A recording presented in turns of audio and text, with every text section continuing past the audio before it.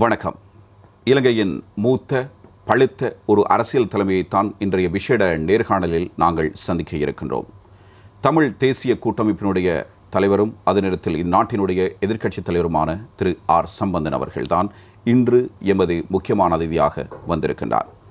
அதே நேரத்தில் சுயாதீன தொலைக்காட்சி ஊடக வலைமைப்புக்கு அவர் முதன்முறையாக ஒரு நேர்காணலுக்காக வந்திருக்கின்றார்.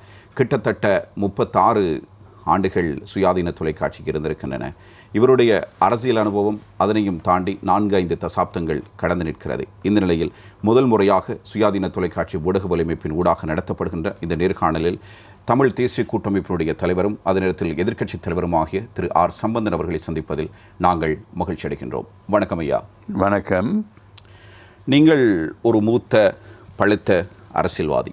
உங்களுடைய அரசியல் வாழ்க்கை பற்றி பலரும் அறிந்து வைத்திருப்பார்கள். ஆனாலும் உங்களுடைய ஆரம்ப கால வாழ்க்கை, உங்களுடைய குடும்ப பின்னணி மற்றும் வளர்ந்த சூழல் பற்றிய நினைவுகளை கொஞ்சம் மீட்ட முடியுமா? நான் திருவண்ணாமலை மாவட்டத்தைச் சேர்ந்தவன்.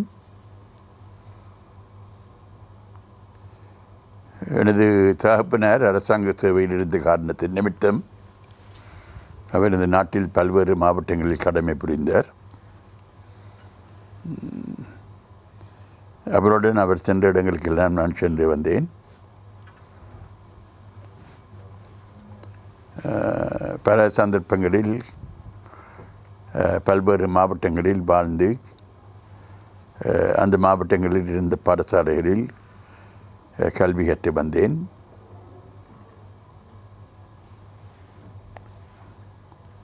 அதில் பல்வேறு மாவட்டங்கள் உள்ளடங்கும். அனுராதபுரம், குருநாகல், யாழ்ப்பாணத்திலும் படித்தேன். இறுதியில் முரட்டுப்போயில் படித்து அதற்கு பிறகு சட்டக்கல்லூரியில் அனுமதி பெற்று ஒரு சட்டத்தரணியாக சித்தி பெற்றேன். அதற்கு பிறகு நான் ஒரு சட்டத்தரணியாக தொடர்ந்து திருவண்ணாமலையில் கடமை புரிந்து வந்தேன். 1954 ஆண்டு நான் சட்டத்தரணியாக சத்திய பிரமாணம் செய்தேன். 1955 ஆண்டு துவக்கம் 1977 ஆண்டு வரையில் ஒரு சட்டத்தரணியாக கடமை புரிந்து வந்தேன்.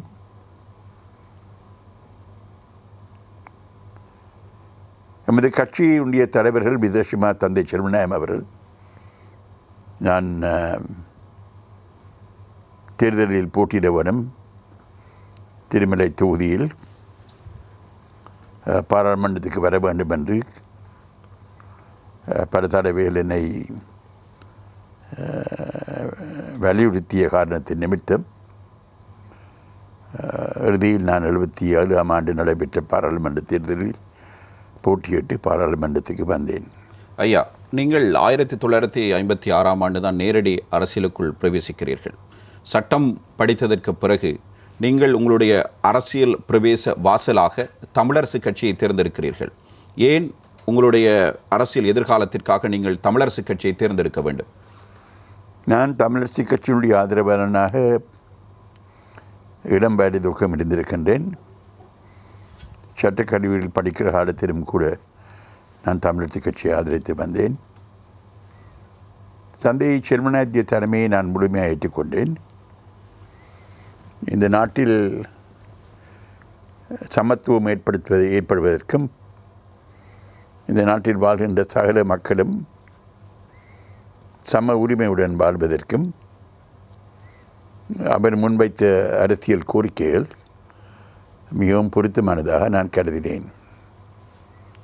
அதனால் அந்த கொள்கைகளை ஏற்று அவருடைய தலைமையை ஏற்று அந்த அரசியல் பாதையில் நான் சென்றேன். அதே நேரத்தில் ஐயா, இலங்கை தமிழரசு கட்சியினுடைய தலைவராக இருந்த தந்தை எஸ்.ஜே.வி. செல்வநாயகம் அவர்கள் 1963 ஆண்டு 1970 ஆண்டு தேர்தல்களில் உங்களை போட்டியிடுமாறு உங்களை அழைத்த போது நீங்கள் அதனை நிராகரிக்கிறீர்கள். ஓர் அரசியல் கட்சியில் இணைந்து கொண்டதற்கு பின்னர் ஏன் அவ்வாறு நீங்கள் தேர்தலில் போட்டியிடுவதை தவிர்த்தீர்கள்? அரசியலுக்கு வருவதற்கு எனக்கு பயமாக இருந்தது. ஏனென்றால் நான் ஒரு சட்டத்திறனியாக கடமை புரிந்த காலத்தில்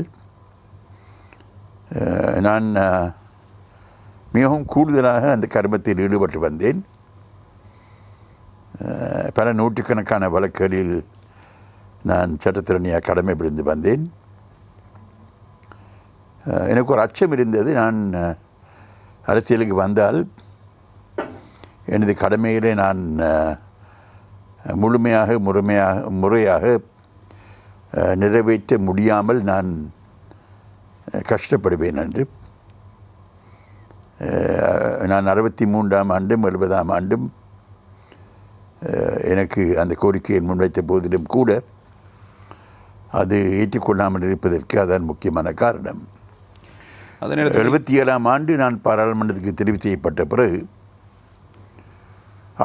ஒரு மாதம்தான் நான் நீதிமன்றம் சென்றேன். அதற்கு பிறகு நீதிமன்றத்துக்கு நான் செல்லவில்லை, சட்டத்திறனியாக நான் கடமை புரியவில்லை. அதே நேரத்தில் 1972ஆம் ஆண்டு இலங்கை தமிழரசு கட்சி, அகில இலங்கை தமிழ் காங்கிரஸ், இலங்கை தொழிலாளர் காங்கிரஸ், ஈழத்தமிழர் ஒற்றுமை முன்னணி உள்ளிட்ட கட்சிகள் அடங்கிய ஒரு கூட்டணி உருவாக்கப்படுகிறது. அந்த கூட்டணி உருவாக்கப்பட்டதற்கு பிறகுதான் நீங்கள் 1977ஆம் ஆண்டில் முதல் முறையாக பாராளுமன்ற தேர்தலில் போட்டியிட்டு வெற்றி பெறுகிறீர்கள். அந்த அனுபவம் எப்படி இருந்தது? தமிழர் விடுதலை கூட்டணி உருவாக்கப்பட்ட பிறகுதான் நாங்கள் முதல் முறையாக 77ஆம் ஆண்டு பாராளுமன்ற தேர்தலில் தமிழர் விடுதலை கூட்டணியின் பேரில் நாங்கள் போட்டியிட்டோம். 72ஆம் ஆண்டு இந்த நாட்டில் ஒரு புதிய அரசியல் சாசனம் உருவாக்கப்பட்டது. அதற்கு முன்பதாக 70ஆம் ஆண்டு நடைபெற்ற பாராளுமன்ற தேர்தலில் தமிழரசு கட்சி தனது தேர்தல் விஞ்ஞாபனத்தில்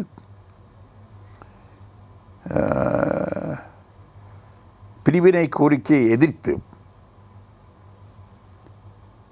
பிரிவினை கோரிக்கையின் அடிப்படையில் யாராவது அந்த பாராளுமன்ற தேர்தலில் போட்டியிட்டால் அவர்களை எமது மக்கள் ஆதரிக்கக்கூடாது என்றும் அவர்கள் தோற்கடிக்கப்பட வேண்டும் என்றும் கேட்டிருந்தது. அதன் அடிப்படையில் பிரிவினை கோரிக்கையில் போட்டியிட்ட எந்த ஒரு வேட்பாளரும் வெற்றி பெறவில்லை. மிகவும் படித்த அனுபவம் வாய்ந்த பல வேட்பாளர்கள் அந்த காரணத்தின் நிமித்தம் தோல்வி அடைந்தார்கள். 72ஆம் ஆண்டு ஒரு புதிய அரசியல் சாசனம் உருவாக்குவதற்கு சில முயற்சிகள் எடுக்கப்பட்ட பொழுது ஒருமித்த ஒரு நாட்டுக்குள் ஆட்சி அதிகாரங்கள் பகிர்ந்தளிக்கப்பட்டு பிராந்திய ரீதியாக மக்கள் போதிய சுயாட்சியை அனுபவிக்க வேண்டும் என்ற கோரிக்கை தமிழரசு கட்சி அரசியல் சாசன சபையில் முன்வைத்து அதன் அடிப்படையில் ஒரு அரசியல் தீர்வு ஏற்பட வேண்டும், அதன் அடிப்படையில் அரசியல் சாசனம் உருவாக்கப்பட வேண்டும் என்ற கருத்தை முன்வைத்தது. துரதிர்ஷ்டவசமாக இந்த கருத்து ஏற்றுக்கொள்ளப்படவில்லை. இந்த கருத்து ஏற்றுக்கொள்ளப்படாத காரணத்தின் நிமித்தம்தான் தந்தை செல்வா தன்னுடைய பாராளுமன்ற பதவியை ராஜினாமா செய்து தமிழ் மக்கள் இந்த நிலைப்பாட்டை நிராகரிக்கின்றார்கள் என்பதை நிரூபிக்கும் முகமாக தான் அந்த தேர்தலில் நடைபெறப்போகின்ற தேர்தலில் போட்டியிடுவதாக கூறி நீண்ட காலமாக தேர்தல் நடைபெறாமல் இருந்த போதிலும் கூட இறுதியில் தேர்தல் நடந்தது. தந்தை செல்வா அமோக வெற்றி பெற்றார். அந்த வெற்றியின் மூலமாக தமிழ் மக்கள் 72ஆம் ஆண்டு நிறைவேற்றப்பட்ட அரசியல் சாசனத்தை நிராகரிக்கின்றார்கள் என்பதை ஜனநாயக ரீதியாக தந்தை செல்வா அவர்கள் நிரூபித்தார்கள். அதற்கு பிறகுதான் 76ஆம் ஆண்டு எமது இறமை மீண்டும் பெறுவதற்கு நாங்கள் உறுத்துடையவர்கள் என்ற தீர்மானம் நிறைவேற்றப்பட்டு தமிழர் விடுதலை கூட்டணி 77ஆம் ஆண்டு பாராளுமன்ற தேர்தலில் அந்த அடிப்படையில் போட்டியிட்டது. அதே நேரத்தில் ஐயா 1983ஆம் ஆண்டு நடுப்பகுதிகளில் சம்பந்தன் உள்ளிட்ட பாராளுமன்ற உறுப்பினர்கள் சிலர் பாராளுமன்றத்தை புறக்கணிக்கிறார்கள். இறுதியில் தொடர்ச்சியாக பாராளுமன்ற அமர்வுகளை புறக்கணித்தமையின் காரணமாக அதே ஆண்டு செப்டம்பர் மாதம் 7ஆம் தேதி பாராளுமன்ற உறுப்புரிமையை இழந்து விடுகிறீர்கள். 6ஆம் திருத்தச் சட்டம், கருப்பு ஜூலை கலவரம் ஆகியவைதான் இவற்றுக்கு காரணங்கள் என்று கூறப்படுகின்றது. உண்மையில் அப்போது என்ன நடந்தது என்பதை கொஞ்சம் ஞாபகப்படுத்த முடியுமா? 82ஆம் ஆண்டு நடைபெற்ற சர்வஜன வாக்கெடுப்பை பாராளுமன்றத்தின் காலத்தை நீடிப்பதற்காக நாங்கள் எதிர்த்திருந்தோம். யாழ்ப்பாணத்தில் எல்லா மாவட்டங்களிலும் யாழ்ப்பாணம், மன்னார், வவுனியா, கிளிநொச்சி, முல்லைத்தீவு, திருவண்ணாமலையிலும் மட்டக்களப்பிலும் அந்த சர்வஜன வாக்கெடுப்பு பாராளுமன்ற காலத்தை நீடிப்பதற்காக தோற்கடிக்கப்பட்டது. வடகிழக்கில் அம்பாறை மாவட்டத்தில்தான் அந்த சர்வஜன வாக்கெடுப்பு அங்கீகாரம் பெற்றது. அதற்கு பிறகு ஜூலை 83ஆம் ஆண்டு இனக்கலவரம் நடைபெற்றது. 6வது அரசியல் சாசன திருத்தம் பாராளுமன்றத்தில் நிறைவேற்றப்பட்டது. அது ஜனநாயகத்துக்கு விரோதமான ஒரு செயல் என்று நாங்கள் கருதினோம். ஒரு பிரஜைக்கு இருக்க வேண்டிய சுதந்திரத்துக்கு விரோதமான செயல் என்று நாங்கள் கருதினோம். அவ்விதமான ஒரு சட்டத்தின் மூலம் மக்கள் மீது அவர்களுடைய உரிமைக்கு மாறாக எதையும் திணிக்கக்கூடாது என்ற அடிப்படையில் அந்த சத்தியப்பிரமாணத்தை அந்த சூழலில் நாங்கள் செய்ய முடியாது என்ற முடிவுக்கு நாங்கள் வந்தோம். அந்த முடிவுக்கு நாங்கள் வந்த காரணத்தின் நிமித்தம் பாராளுமன்றத்துக்கு நாங்கள் வந்தால் அந்த சத்தியப்பிரமாணத்தை செய்ய வேண்டிய ஒரு கட்டாய கடமை நமக்கு ஏற்படும். அதை தவிர்த்துக் கொள்வதற்காக பாராளுமன்றத்துக்கு வராமல் இருப்போம் என்று நாங்கள் முடிவெடுத்தோம். அந்த முடிவின் அடிப்படையில் எமது பாராளுமன்ற உறுப்பினர்கள் அனைவரும் தங்களுடைய பாராளுமன்ற பதவிகளை இழந்தார்கள். அவர்களில் அந்த பாராளுமன்ற பதவியை முதலிழந்தவன் நான். ஏனென்றால் நான் இனக்கலவரங்களின் காரணமாக மற்றவர்களுக்கு முன்பதாகவே பாராளுமன்றத்துக்கு வந்து கொள்ளக்கூடிய வாய்ப்பு எனக்கு இருக்கவில்லை. அந்த காரணத்தின் நிமித்தம் அந்த 3 மாதம் என்னை பொறுத்தவரையில் மற்றவர்களிடம் பார்க்க முதலில் முடிவுக்கு வந்தது. அதன் காரணமாக நான் இந்த பாராளுமன்ற பதவியை இழந்தேன். 1983ஆம் ஆண்டு பாராளுமன்ற உறுப்பினர் பதவியை இழந்த நீங்கள் 1989ஆம் ஆண்டு தமிழர் விடுதலை கூட்டணியில் போட்டியிட்டு தோல்வியடைகிறீர்கள். 77ஆம் ஆண்டு தேர்தலில் உங்களுக்கு 15,144 வாக்குகள் கிடைக்கின்றன.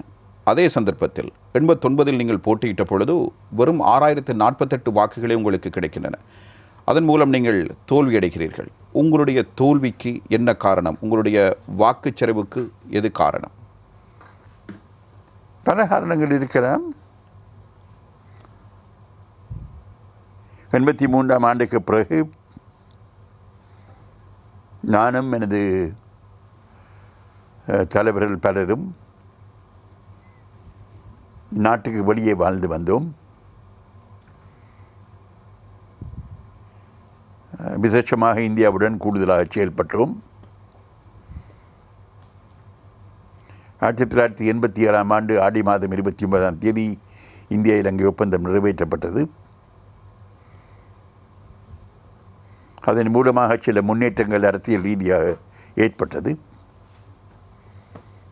அந்த சமயத்தில் ஒரு ஆயுத போராட்டம் நடைபெற்றுக் கொண்டிருந்தது.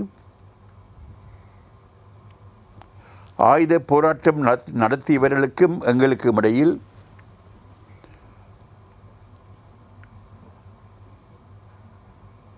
எல்லா கருமங்களிலும் ஒரே கருத்து இருந்ததாக நான் கூற மாட்டேன்.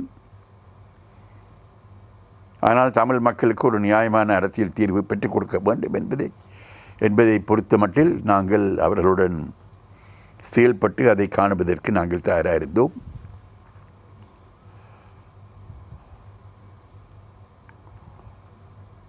ஆண்டு நடைபெற்ற பாராளுமன்ற தேர்தலில் நாங்கள் எல்லோரும் தோல்வி அடைந்தோம்.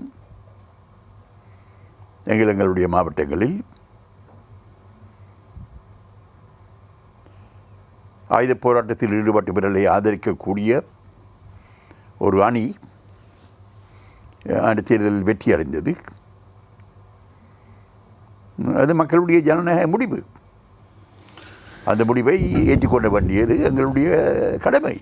1983 ஆண்டு பாராளுமன்ற உறுப்பினர் பதவி இழந்ததற்கு பிறகு நீங்கள் 1997 ஆண்டு பாராளுமன்றத்துக்கு வருகின்றீர்கள். அதற்கு பிறகு நேரடியாக தேர்தலில் 2001 ஆண்டு போட்டியிட்டு நீங்கள் வெற்றி பெற்று பாராளுமன்றம் வருகிறீர்கள். இதில் ஒரு மிகப்பெரிய ஒரு காலகட்டத்தில் நீங்கள் தூரமாக இருந்திருக்கின்றீர்கள். பாராளுமன்றத்துக்கும் உங்களுக்கும் தூரமாக இருந்திருக்கிறது. அந்த இடைப்பட்ட காலத்தில் நீங்கள் என்ன செய்து கொண்டிருந்தீர்கள்? எங்கே இருந்தீர்கள்? இடைப்பட்ட காலத்தில் நான் என் தொழிலை செய்யவில்லை. இலங்கையிலும் இந்தியாவிலும் வாழ்ந்து வந்தேன். எமது பிரச்சனை சம்பந்தமாக கூடிய அக்கறை எடுத்து வந்தேன். எல்லா பேச்சுவார்த்தைகளிலும் எல்லா நடவடிக்கைகளிலும் மிகவும் தீவிரமாக ஈடுபட்டேன். தமிழ் மக்களுடைய பிரச்சனைக்கு ஒரு அரசியல் தீர்வை காண வேண்டும் என்பதில் மிகவும் அக்கறையாக இருந்து வேறு எந்த பணியிலும் ஈடுபடாமல் எனது தொழிலை கூட பார்க்காமல் நீதிமன்றம் செல்லாமல் ஒரு சட்டத்தரணியாக இருந்து நீதிமன்றம் செல்லக்கூடிய வல்லமை எனக்கு இருந்த போதிலும் கூட அதையும் செய்யாமல் இந்த பிரச்சனைக்கு ஒரு தீர்வை காணுவதற்கு விசேஷமாக இந்தியாவுடனும் சர்வதேச சமூகத்துடனும் இலங்கையில் நடைபெற்ற எல்லா பேச்சுவார்த்தைகளிலும் எல்லா நடவடிக்கைகளிலும் எனது பங்களிப்பை செய்து வந்தேன். 1985 ஆண்டு ஆடி மாதம் ஆவணி மாதம் திம்பு பேச்சுவார்த்தையில் தமிழர் விடுதலை கூட்டணியின் சார்பில் அண்ணன் அமிர்தலிங்கம், திரு சிவசிதம்பரம், நான் 3 பேரும் பங்கு பெற்றினோம். அதே நேரத்தில் இலங்கையில் நடைபெற்ற பேச்சுவார்த்தைகளின் போது நீங்கள் அங்கு சமூகம் அளிக்கவில்லை தானே? 84 ஆண்டு நடந்த பேச்சுவார்த்தையில், அதான் முதல் பேச்சுவார்த்தை 83 ஆண்டுக்கு பிறகு 84 ஆண்டு தை மாதம் ஆரம்பிக்கப்பட்டு 84 ஆண்டு மார்கழி மாதம் வரையில் அந்த பேச்சுவார்த்தை நடைபெற்றது. அதில் முழுமையாக பங்கு பெற்றினேன். 85 ஆண்டு திம்புவில் நடந்த பேச்சுவார்த்தையில் முழுமையாக பங்கு பெற்றினேன். அதைத் தொடர்ந்து 86 ஆண்டு ஆடி மாதமும் ஆவணி மாதமும் இலங்கை அரசாங்கம் ஜனாதிபதி ஜே.ஆர். ஜெயவர்தனனுடைய தலைமையில் அவருடைய மூத்த அமைச்சர்கள் பலருக்கும் தமிழர் விடுதலை கூட்டணிக்கும் இடையில் நீண்ட பேச்சுவார்த்தை நடைபெற்றது. ஆடி மாதம் ஆவணி மாதம் 86 ஆண்டு அந்த பேச்சுவார்த்தையில் முழுமையாக பங்கு பெற்றினேன். பேச்சுவார்த்தையில் அமிர்தலிங்கம் மன்னனுக்கு வலதுபுறமாக இருந்து அந்த பேச்சுவார்த்தையில் முழுமையாக பங்களிப்பை செய்தேன். அதே நேரத்தில் ஐயா முன்னாள் ஜனாதிபதி அமரர் பிரேமதாஸ் அவர்களுடைய காலத்தில் நடைபெற்ற பேச்சுவார்த்தைகளில் உங்களுடைய பங்களிப்பு இருக்கவில்லை தானே? இருக்கவில்லை என்று நான் கூற மாட்டேன். ஜனாதிபதி பிரேமதாஸ் தமிழீழ விடுதலை புலிகளுடன் பேச்சுவார்த்தை நடத்தினார். ஆனால் அவருடைய தலைமையிலும் ஒரு சர்வகட்சி மாநாடு நடைபெற்றது. 88 ஆண்டு பாராளுமன்ற தேர்தலுக்கு பிறகு அந்த சர்வகட்சி மாநாட்டிலும் நான் பங்கு பெற்றினேன். அதே நேரத்தில் இந்த தமிழர்களின் உரிமைக்கான போராட்டம் பல்வேறு வடிவங்களில் இடம்பெற்றிருக்கின்றன. 1960களின் ஆரம்பத்தில் முன்னெடுக்கப்பட்ட சத்தியாகிரக போராட்டம், சாத்வீக போராட்டம் 20 ஆண்டுகளுக்கு பிறகு ஆயுத போராட்டமாக மாற்றமடைகிறது. தமிழர் உரிமை போராட்டத்தில் இந்த இவ்விரண்டு போராட்டங்களையும் நீங்கள் எப்படி பார்க்கிறீர்கள்? ஆரம்பத்தில் தந்தை செல்வாவுடைய காலத்தில் அவர் வன்முறையை வெறுத்தவர். அவர் வன்முறை ஒருபோதும் ஆதரிக்கவில்லை. 1961ஆம் ஆண்டு ஒரு சத்தியாகிரக போராட்டம் நடைபெற்றது. அந்த போராட்டத்தில் நாங்கள் எல்லோரும் பல்லாயிரக்கணக்காக குவிந்து எமது மாவட்டங்களில் இந்த கட்சிகளுக்கு முன்னால் நாங்கள் ஒரு மறியல் போராட்டம் செய்து இறைவனை வணங்கி தேவாரங்களை பாடி நமது மக்களுடைய உரிமையை பெற வேண்டும் என்று நாங்கள் பிரார்த்தித்தோம்.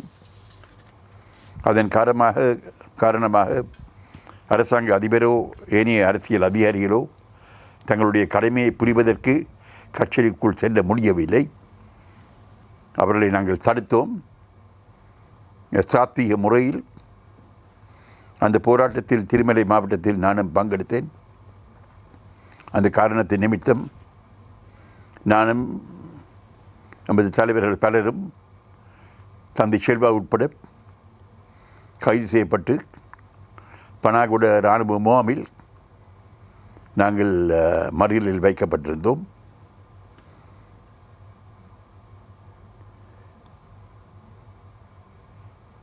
தந்தை செல்வா செய்த ஒப்பந்தங்கள் நிறைவேற்றப்படவில்லை. பண்டாரநாயக்கச்சல் டேம் ஒப்பந்தம், தண்டிசநாயக்கச்சல் டேம் ஒப்பந்தம், சத்தியகிரகம் செய்து சாத்வீக முறையில் நமது உரிமைகளை பெறுவதற்கு நாங்கள் முயற்சித்தோம். அரசாங்கத்துடன் சேர்ந்து செயல்பட்டோம். 65ஆம் ஆண்டு துவக்கம் 70ஆம் ஆண்டு வரையில் அந்த அரசாங்கத்தில் எமது அமைச்சர் ஒருவர், எமது கட்சியை சார்ந்த ஒருவர் அமைச்சர் பகுதியை வகுத்தார், திருச்செல்லும் அவர்கள்.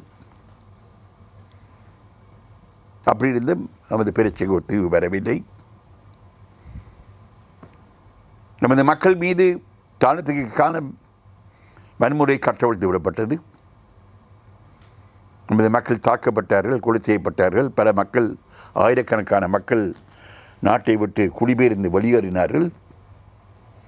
நம்முடைய சொத்துகள் அளிக்கப்பட்டன. இவ்விதமான ஒரு சூழலில்தான் ஆயுத போராட்டத்துக்கு ஒரு வழி பிறந்தது.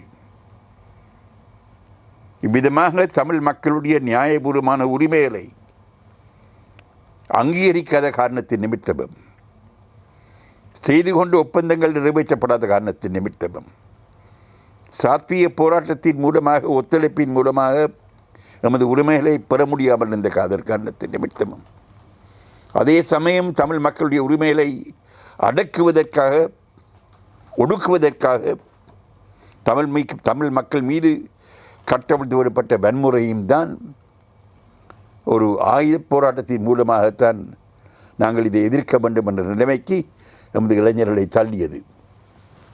அதை எவரும் மறக்க முடியாது.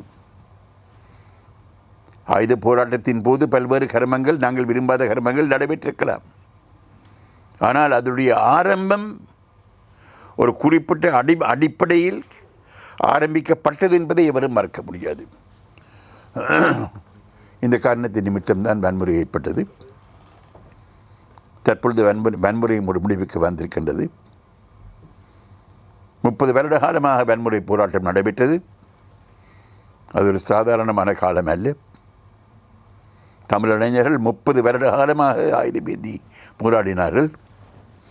அது ஒரு சாதாரணமான விடயம் அல்ல. இவரும் மறக்கக்கூடிய விடயம் அல்ல. அதிலிருந்து பல பாடங்களை பலரும் கற்றுக்கொள்ள வேண்டிய ஒரு தேவை இருக்கின்றது. அபிதமான ஒரு போராட்டம் இனிமேலும் இந்த நாட்டில் நடைபெற வேண்டும் என்று நாங்கள் எவரும் விரும்பவில்லை, நிச்சயமாக விரும்பவில்லை. மீண்டும் வன்முறை தடுக்கக்கூடாது என்று நாங்கள் உறுதியாக நினைக்கின்றோம், நாங்கள் விரும்புகின்றோம். ஆனபடியால் தற்பொழுது அந்த வன்முறை போராட்டம் முடிவுக்கு வந்தது. 2009ஆம் ஆண்டு வைகாசி மாதம் 19ஆம் தேதி ஏறத்தாழ 6 வருடங்கள் முடிவடைந்து விட்டன. ஆனால் நமது நாட்டில் இன்னும் ஒரு நிரந்தரமான நியாயமான தீர்வு தமிழர் பிரச்சனைக்கு ஏற்படவில்லை. அது ஏற்பட வேண்டும். வன்முறை இல்லாமல் சமாதானமாக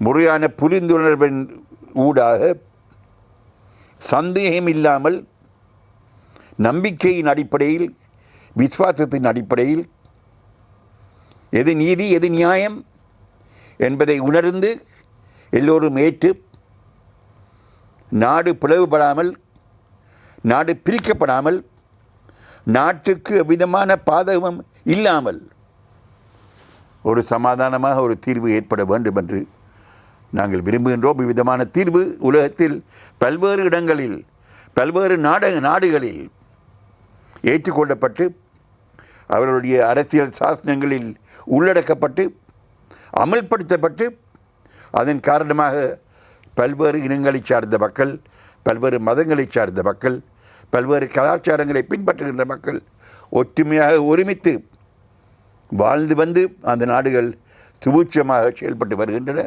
அவ்விதமான ஒரு நிலைமை எமது நாட்டிலும் நாங்கள் ஒற்றுமையாக ஒருமித்து இருந்து சம உரிமையுடன் இந்த நாட்டில் வாழ்ந்து அவ்விதமான ஒரு சூழ்நிலை ஏற்பட வேண்டும் என்றுதான் நாங்கள் விரும்புகின்றோம். ஐயா, ஒரு கட்டத்தில் கிழக்கு மாகாணத்தை வடக்கோடு இணைக்க 65% முஸ்லிம் சிங்கள மக்கள் ஆதரிக்காத போது 76 வட்டுக்கோட்டை தீர்மானத்தை நிறைவேற்றுகிறீர்கள்.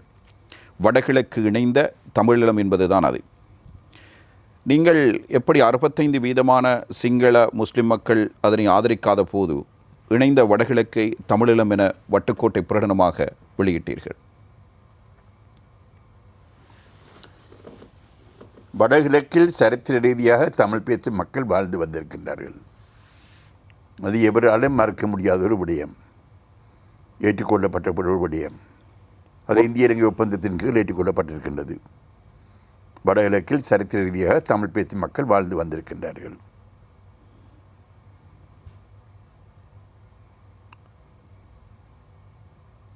ஆரம்பத்தில்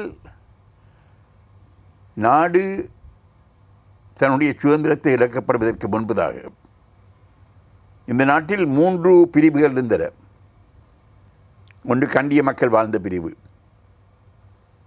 ஒன்று கீழ்நாட்டு சிங்கள மக்கள் வாழ்ந்த பிரிவு, மற்றது தமிழ் பேசும் மக்கள் வாழ்ந்த பிரிவு.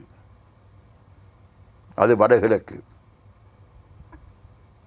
இந்த 3 பிரிவுகளிலும் வெவ்வேறு ஆட்சிகள் நடைபெற்று வந்தன. கண்டிய சிங்கள மக்கள் வாழ்ந்த பிரிவில் கண்டிய மன்னன் ஆட்சி புரிந்தார். கீழ்நாட்டு சிங்கள மக்கள் வாழ்ந்த பிரிவில் கோட்டையில் இருந்த சிங்கள மன்னன் ஆட்சி புரிந்து வந்தார். வடகிழக்கில் யாழ்ப்பாணத்தில் ஒரு மன்னன் இருந்தார். பல்வேறு பிரதேசங்களில் அந்தந்த பிரதேசங்களுடைய தலைவர்கள் ஆட்சி புரிந்து வந்தார்கள். இவையெல்லாம் அந்நியவர்களுக்கு இழக்கப்பட்ட பிரதேசங்கள். வெவ்வேறு காலங்களில் வெவ்வேறு நேரங்களில் இவையெல்லாம் ஒன்றாக இணைக்கப்பட்டது 1833ஆம் ஆண்டு. கோல்ப்ரூக் ஆணைக்குழுவினுடைய சிபாரிசின் அடிப்படையில் தங்களுடைய நிர்வாக வசதிக்காக நாட்டை அந்த நேரத்தில் ஆட்சி புரிந்து வந்த ஆங்கிலேயர்கள் முழு 3 பிரதேசத்தையும் ஒன்றாக இணைத்து தங்களுடைய வசதிக்காக ஒரு நாட்டை ஏற்படுத்தினார்கள். இதுதான் உண்மை. கண்டிய தலைவர்கள் டொனம்போ கமிஷனுக்கு முன்னால் சாட்சியளித்த பொழுது அவர்கள் இந்த நாட்டில் ஒரு சமஷ்டி ஆட்சி ஏற்பட வேண்டும். ஏனென்றால் இந்த நாட்டில் வெவ்வேறு இனங்களை சார்ந்த மக்கள் வாழ்ந்து வருகின்றார்கள். கண்டிய சிங்கள மக்கள் வேறுபட்ட இனம், கீழ்நாட்டு சிங்கள மக்கள் ஒரு வேறுபட்ட இனம், தமிழ் பேசும் மக்கள் ஒரு வேறுபட்ட இனம் என்ற அடிப்படையில் தான் அவர்களுடைய சாட்சியம் அமைந்தது. இந்த 3 பிராந்தியங்களிலும் சமஷ்டி அடிப்படையில் ஆட்சி ஏற்பட்டு அந்தந்த பிராந்தியங்களுக்கு அந்தந்த பிராந்தியத்தில் வாழ்கின்ற மக்கள் போதிய அளவு சுயாட்சியை பெற்று அதே சமயம் ஒரு மத்திய அரசின் மூலமாக நாடு ஒற்றுமையாக இருக்க வேண்டும் என்ற கோரிக்கையைத்தான் அவர்கள் முன்வைத்தார்கள். ஆனபடியால் இந்த உண்மையை எவரும் மறைக்க முடியாது. முஸ்லிம் மக்கள் தமிழ் பேசுகின்ற மக்கள், முஸ்லிம் மக்களுடைய மொழி தமிழ். விசேஷமாக வடகிழக்கில் வாழ்கின்ற முஸ்லிம் மக்கள் முழுமையாக பேசுகின்ற மொழி தமிழ்.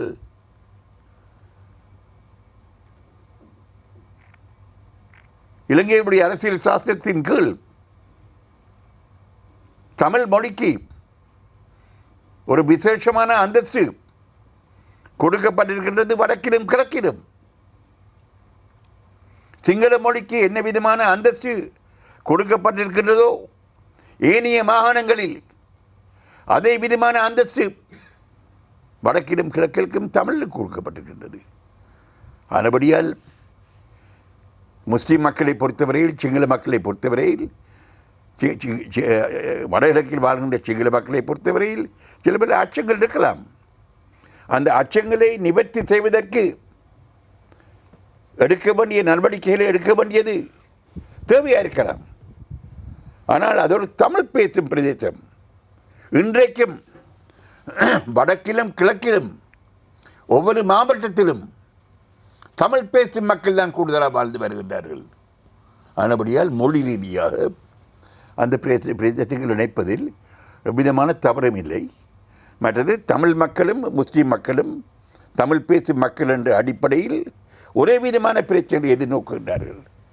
ஆனபடியால் ஒருமித்த நாட்டுக்குள் நாடு பிரிக்கப்படாமல் சிங்கள மக்களுக்கு என்ன உரிமைகள் தாங்கள் பெரும்பான்மையாக வாழ்கின்ற பிரதேசங்கள் இருக்கின்றதோ அவ்விதமான உரிமைகளை இந்த பிராந்தியத்தில் வாழ்கின்ற மக்கள் பெற்று தங்களுடைய வாழ்க்கையை நடத்துவதற்கு உறுத்திருந்தால்தான் இந்த மக்கள் சமமாக அரசியல் ரீதியாக கணிக்கப்படுகின்றார் என்ற கருத்து ஏற்றுக்கொள்ளப்படக்கூடும். தமிழ் தலைவர்களாக இருந்த செல்வநாயகம், அமிர்தலிங்கம் போன்றோரின் கனவுகள் வட்டுக்கோட்டை என்ற பெயரில் தனிநாட்டு தீர்மானமாக தமிழ் இளைஞர்கள் தலையில் சுமத்தப்பட்டது. அந்த கனவுகளை சுமந்து வந்த இளைஞர்களில் ஒருவர்தான் பிரபாகரன். இளைஞர்கள் ஆயுதத்தால் இலங்கை இராணுவத்தை விரட்டிவிட்டு உங்களை ஆட்சிப்பிடத்தில் அமர்த்துவார்கள் என்று நீங்கள் கண்ட கனவு சரியானதா? நாங்கள் கண்ட கனவு என்று நான் சொல்ல மாட்டேன்.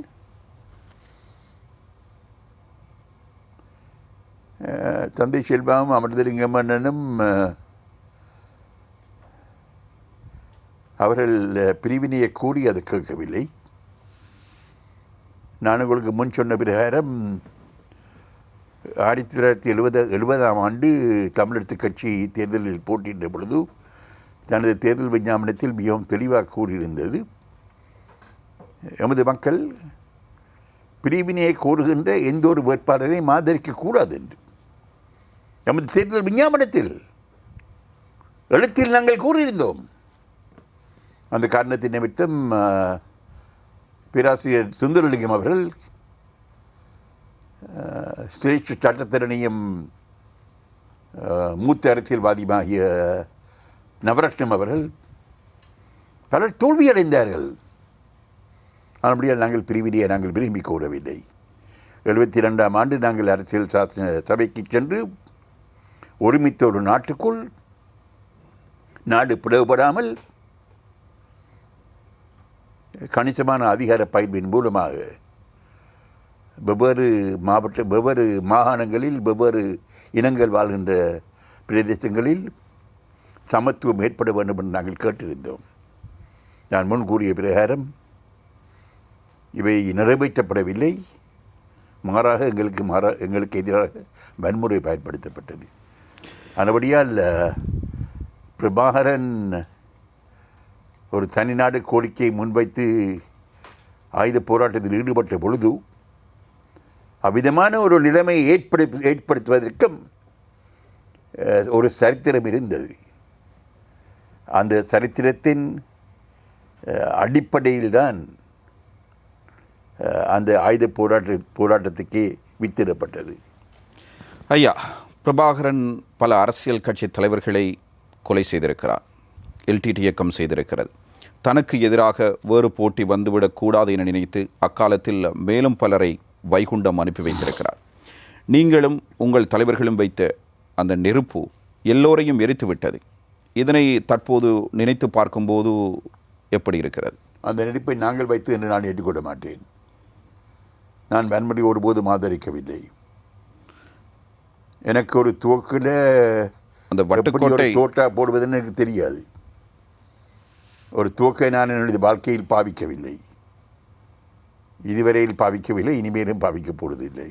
இல்லை, அந்த நேரத்தில் அந்த இளைஞர்கள் தூண்டப்பட்டார்கள் என்று தானே கூறப்படுகிறது. இளைஞர்கள் தூண்டப்பட்டதுக்கு காரணம் அநீதி, புறக்கணிப்பு, உதாசீனம், சம உரிமை வழங்கப்படாமல் அடக்கி ஒடுக்கி அவர்களை ஆட்சி புரிய முயற்சிப்பது. இவ்விதமான காரணத்தின் நிமித்தம்தான் அவர்கள் தூண்டப்பட்டார்கள். அவர்கள் தமிழ் தலைவர்களாலேயோ அல்லது தமிழ் மக்களாலேயோ தூண்டப்படவில்லை. அவர்கள் மீது இழைக்கப்பட்ட அநீதி அநியாயத்தின் காரணமாகத்தான் அவர்கள் தூண்டப்பட்டார்கள். துரஷ்டவசமாக அது நடைபெற்றது. அது தற்பொழுது முடிவுக்கு வந்திருக்கின்றது.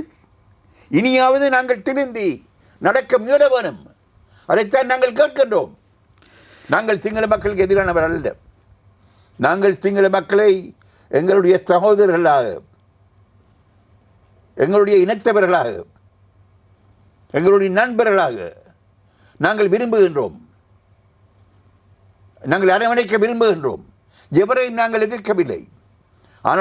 ஆனால் நாங்களும் இந்த நாட்டில் நாடு பிரிவராமல், நாடு பிளவுபடாமல் சம உரிமையுடன் வாழ வேண்டும் என்பதில் நாங்கள் உறுதியாக இருக்கின்றோம். அதில் விதமான தவறவில்லை. தமிழ் மக்களின் தலைவர்களாக இருந்த நீலன் திருச்செல்வம், அமிர்தலிங்கம் ஆகிய இந்த தலைவர்கள் கொலை செய்யப்பட்டார்கள். அதே போன்று உங்களது பெயரும் எல்டிடியினரின் கொலைப்பட்டியலில் காணப்பட்டது. இதனை நீங்கள் பாராளுமன்றத்துக்கு உள்ளேயும் வெளியேயும் கூறியிருக்கிறீர்கள். இதன் காரணமாக உங்களுடைய பாதுகாப்பும் அந்த காலங்களில் அதிகரிக்கப்பட்டிருந்தது.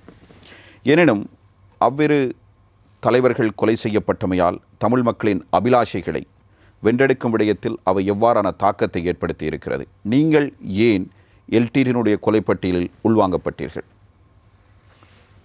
நாங்கள் எல்லோரும் அண்ணன் அமிர்தலிங்கம், திருவாளர் நீலன் திருச்செல்வம், நாங்கள் ஒற்றுமையாக ஒருமித்து செயல்பட்டோம். நமது மக்களை நாங்கள் ஒருபோதும் கைவிடவில்லை. நமது மக்களை நாங்கள் ஒருபோதும் கைவிட மாட்டோம். அவருடைய உரிமைகளுக்காக நாங்கள் தொடர்ந்து போராடுவோம். ஆனால் சில பிற காரணங்களின் நிமித்தம் எல்டிடி சில முடிவுகளை எடுத்தார்கள். நீங்கள் கூறிய மூவரை மாத்திரமல்ல, அவர்கள் வெவ்வேறு பல முடிவுகளை எடுத்தார்கள். அது சம்பந்தமாக எனக்கு விளக்கம் தர முடியாது. அது ஏன் அவர்கள் இந்த முடிவெடுத்தார்கள் சம்பந்தமாக எனக்கு விளக்கம் தர முடியாது. ஆனால் அந்த முடிவை நான் ஏற்றுக்கொள்ளவில்லை. அமிர்தலிங்க மன்னன் திருச்செல்வம், நீலன் திருச்செல்வம் கொலை செய்யப்பட்டதின் மூலமாக தமிழ் மக்கள் பாரிய பாதிப்பை அடைந்தார்கள். அதான் என்னுடைய கருத்து. அதை நான் பகிரங்கமாக அந்த நேரத்திலும் கூறியிருக்கின்றேன், தற்போதும் கூறியிருக்கிறேன், எப்பொழுதும் கூறுவேன். 2001ஆம் ஆண்டில் விடுதலை புலிகள் இயக்கம் ஒரு ஜனநாயக ரீதியானதல்ல எனும் காரணத்தினால் சர்வதேசம் முன்வைத்த இந்த கோரிக்கையை அடிப்படையாக கொண்டு விடுதலை புலிகள் அமைப்பு பிரிந்திருந்த பல கட்சிகளை ஒன்றிணைத்து தமிழ் தேசிய கூட்டமைப்பு உருவாக்கப்படுகிறது. அப்போது புலிகளின் பினாமிகள் என்றுதான் தமிழ் தேசிய கூட்டமைப்பு அழைக்கப்பட்டது. சர்வதேசமும் அப்படித்தான் அதனை கருதியது. தமிழ் தேசிய கூட்டமைப்பானது விடுதலை புலிகளின் தலையீட்டுடன் தான் ஆரம்பிக்கப்பட்டது என்ற உண்மையை நீங்கள் ஏற்றுக்கொள்கிறீர்களா? இது உங்களுடைய கேள்வி ஒரு விசித்திரமான கேள்வி. தமிழர் விடுதலை புலிகள் ஆயுத போராட்டத்தில் ஈடுபட்டது உண்மை. அவர்கள் அந்த காலங்களிலும் 90களிலும் 2000 ஆண்டுகளிலும் ஆயுத போராட்டத்தில் ஈடுபட்டு கொண்டு இருந்தது உண்மை. ஆனால் அதே சமயம் பழைய கட்சியாகிய தமிழர் விடுதலை கூட்டணி, இலங்கை தமிழர் கட்சி அவை இருந்தன. அதே நேரத்தில் பல்வேறு இயக்கங்கள் ஆயுதமேந்தி போராடி, உதாரணமாக EPRDF, டெலோ, பிளாட் போன்ற இயக்கங்கள் இந்திய இலங்கை ஒப்பந்தம் 87ஆம் ஆண்டு ஆடி மாதம் 29ஆம் தேதி உருவாக்கப்பட்ட பிறகு அந்த ஒப்பந்தத்தில் கூடப்பட்டிருக்கின்ற கர்மங்களை ஏற்று ஜனநாயக பாதைக்கு வந்தார்கள். ஆயுதத்தை துப்புரவாக களைந்து அவர்களும் அரசியலில் ஈடுபட்டார்கள், தேர்தல்களில் போட்டியிட்டார்கள். அப்பொழுது EPRDF போட்டியிடுகின்றது, பிளாட் போட்டியிடுகின்றது, டெலோ போட்டியிடுகின்றது, தமிழர் விடுதலை கூட்டணி போட்டியிடுகின்றது. என்னத்துக்காக? தமிழ் மக்களுடைய உரிமைகளுக்காக. ஆனால் நாங்கள் வெவ்வேறு கட்சிகளாக போட்டியிடுகின்றோம். அதன் காரணமாக எங்கள் மத்தியில் அந்த பிளவின் நிமித்தம் நமது பிரதிநிதித்துவத்தை நாங்கள் முறையாக பெற முடியாமல் இருக்கின்றோம். அந்த அடிப்படையில் தான் நாங்கள் எல்லோரும் ஒன்று சேர்ந்தோம். இதற்கும் LTTக்கும் எந்த சம்பந்தமும் இல்லை. என்னை பொறுத்தவரையில் அவ்விதமான சம்பந்தம் இருந்ததா எனக்கு தெரியாது. என்னுடைய மாவட்டத்தில் அவ்விதமான சம்பந்தமும் இருக்கவில்லை. வெவ்வேறு மாவட்டங்கள் இருந்ததோ இல்லையோ நான் சொல்ல மாட்டேன். ஆனால் அவர்கள் மூலமாகத்தான் இது ஏற்பட்டது என்பதை நாங்கள் ஏற்றுக்கொள்ள முடியாது. ஏனென்றால் எம்ஐ ஒரு பக்கத்தில் விட்டாலும் கூட டெலோ, EPRDF, பிளாட் போன்ற இயக்கங்கள் தான் LTTயோட தீவிரமான கருத்து வேறுபாடுகள் உள்ள இயக்கங்கள். அப்படி என்றால் அந்த கூட்டமைப்பு உருவாக்கத்தில் LTTக்கு நேரடி பங்களிப்பு எதுவும் இல்லை என்று கூறுகிறீர்கள். நேரடி பங்களிப்பு இருந்ததாக எனக்கு தெரியாது. கூட்டமைப்பினுடைய தலைவர் நீங்கள் தானே ஐயா? ஓம். அப்படி என்றால் உங்களுக்கு தெரியாது என்று நீங்கள் இந்த கட்சிகள் எல்லாரும் சேர்ந்து நாங்கள் பாராளுமன்றத்துக்கு தெரிவு செய்யப்பட்ட பிறகு என்னை தங்களுடைய தலைவராக தெரிவு செய்தார்கள். நான் நிச்சயமாக LTTயினால் கூட்டமைப்பின் தலைவராக நான் நியமிக்கப்படவில்லை. அதை நான் நிச்சயமாக சொல்லுவேன். என்னை கூட்டமைப்பு தலைவராக நியமித்தது எமது கட்சியில் சார்பில், அதாவது இந்த இயக்கங்களை சார்ந்த தமிழர் விடுதலை கூட்டணியை சார்ந்த உறுப்பினர்கள், பாராளுமன்ற உறுப்பினர்கள் தெரிவு செய்யப்பட்ட பிறகு அவர்களுடைய கூட்டு முடிவின் மூலமாகத்தான் நான் அவர்களுடைய பாராளுமன்ற குழு தலைவராக ஆரம்பத்தில் வந்து பிறகு கூட்டமைப்பு தலைவராக ஏற்றுக்கொள்ளப்பட்டேன். இறுதிக்கட்ட யுத்தம் உச்சநிலையில் இருந்தபோது தமிழ் தேசிய கூட்டமைப்பு எந்த விதமான ஆக்கப்பூர்வமான நடவடிக்கைகளினையும் மேற்கொள்ளவில்லை என்ற ஆதங்கம் மக்கள் மத்தியில் அப்போது இருந்தது. தங்களுடைய பாராளுமன்ற உறுப்பினர் பதவிகளையாவது ராஜினாமா செய்துவிட்டு ஒரு அழுத்தத்தை அரசாங்கத்துக்கு கொடுக்கலாம், சர்வதேசத்துக்கு கொடுக்கலாம் என்று கூட மக்கள் ஆதங்கப்பட்டார்கள். ஆனாலும் பாராளுமன்றத்தில் பேசுவதோடு மாத்திரம் தமிழ் தேசிய கூட்டமைப்பு நின்றுவிட்டது. தமிழ் தேசிய கூட்டமைப்பின் அப்போதைய செயற்பாடுகள் தொடர்பில் உங்களது கருத்து என்ன? பாராளுமன்ற பதவியில் நாங்கள் ராஜினாமா செய்யவில்லை, அது உண்மை. ஆனால் இந்த விடயம் சம்பந்தமாக நாங்கள் பாராளுமன்றத்தில் பேசியது மாத்திரமல்ல, ஒவ்வொரு விடயம் சம்பந்தமாக நாங்கள் பாராளுமன்றத்தில் பேசியிருக்கின்றோம். உண்மையை நாங்கள் வெளிக்கொண்டிருக்கின்றோம். சர்வதேச சமூகம் மீது எமது அழுத்தங்களை மிகவும் கூடுதலாக நாங்கள் மேற்கொண்டிருக்கின்றோம். இந்தியாவுக்கு பல தடவை சென்றிருக்கின்றோம். இந்திய பிரதமர், இந்திய வெளிவிவகார அமைச்சர், இந்திய பாதுகாப்பு ஆலோசகர், இந்திய வெளிவிவகார செயலர், அவ்விதமான பல அதிகாரிகளை கண்டு இந்த சிவிலியன் மக்கள், தமிழ் மக்கள் தாக்கப்படுவதை நிறுத்த வேண்டும் என்ற கோரிக்கை நாங்கள் மிகவும் தீவிரமாக முன்வைத்திருக்கின்றோம். நாங்கள் எங்களுடைய அக்கறை முழுவதும் சிவிலியன் மக்கள் மீதுதான் முழுமையாக இருந்தது. நாங்கள் அங்கே செல்வதற்கு கூட நாங்கள் தயாராக இருந்தோம். நாங்கள் அதுபடியும் சம்பந்தமாக ஜனாதிபதி மஹிந்த ராஜபக்ச அவர்களுக்கு நான் ஒரு கடிதம் அனுப்பியிருந்தேன். நாங்கள் எல்லோரும் அங்கே சென்று கர்மங்களை பார்வையிட விரும்புகின்றோம் என்று. அவர் அதற்கு பதில் தரவில்லை. அப்போதைய அரசாங்கத்தின் நிலைப்பாடு உங்களுக்கு தெரியும். அவர்கள் இந்த யுத்தத்தை LTT அளிப்பதற்கு மாத்திரம் நடத்தவில்லை, இந்த யுத்தத்தை தமிழ் மக்களை அடக்கி ஒடுக்கி அவர்களை அடிமைகளாக்க வேண்டும் என்ற அடிப்படையில் தான் அந்த யுத்தம் நடைபெற்றது. அதுதான் என்னுடைய கருத்து. அதை நான் பாராளுமன்றத்திலும் கூறியிருக்கின்றேன், சர்வதேச சமூகத்துக்கும் கூறியிருக்கின்றேன், இந்தியாவுக்கும் நான் கூறியிருக்கின்றேன்.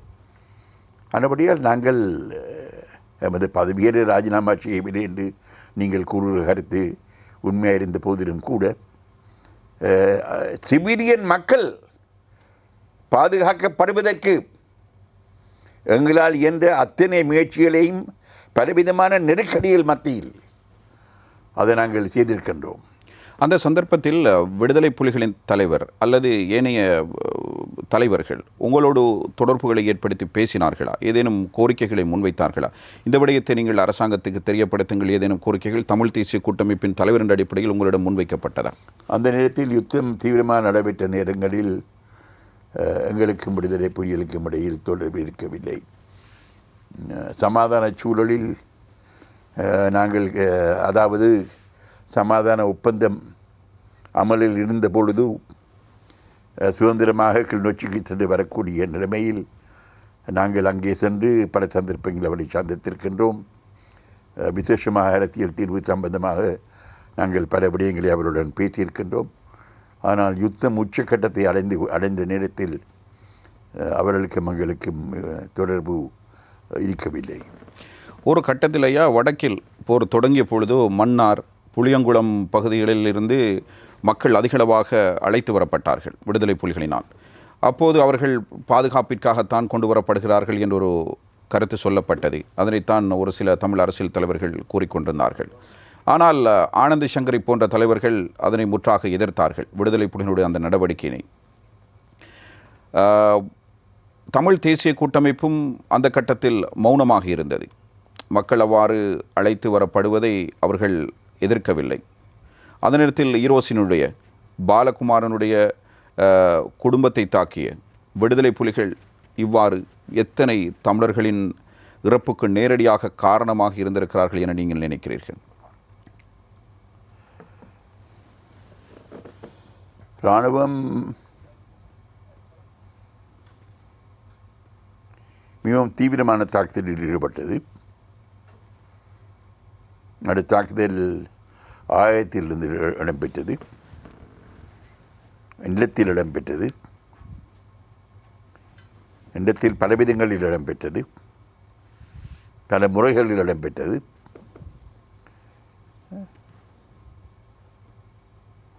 மக்கள் குடிபெயர்ந்தார்கள்.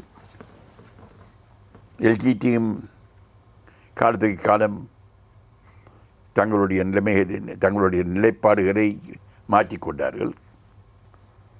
தாக்குதலுக்கு ஏற்ற வகையில்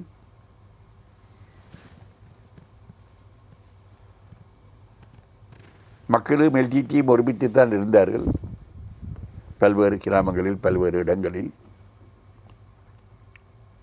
அவர்கள் எல்லோரும் ஒரே அபாயத்தை தான் எதிர்நோக்கினார்கள். இராணுவத்தினுடைய தாக்குதல்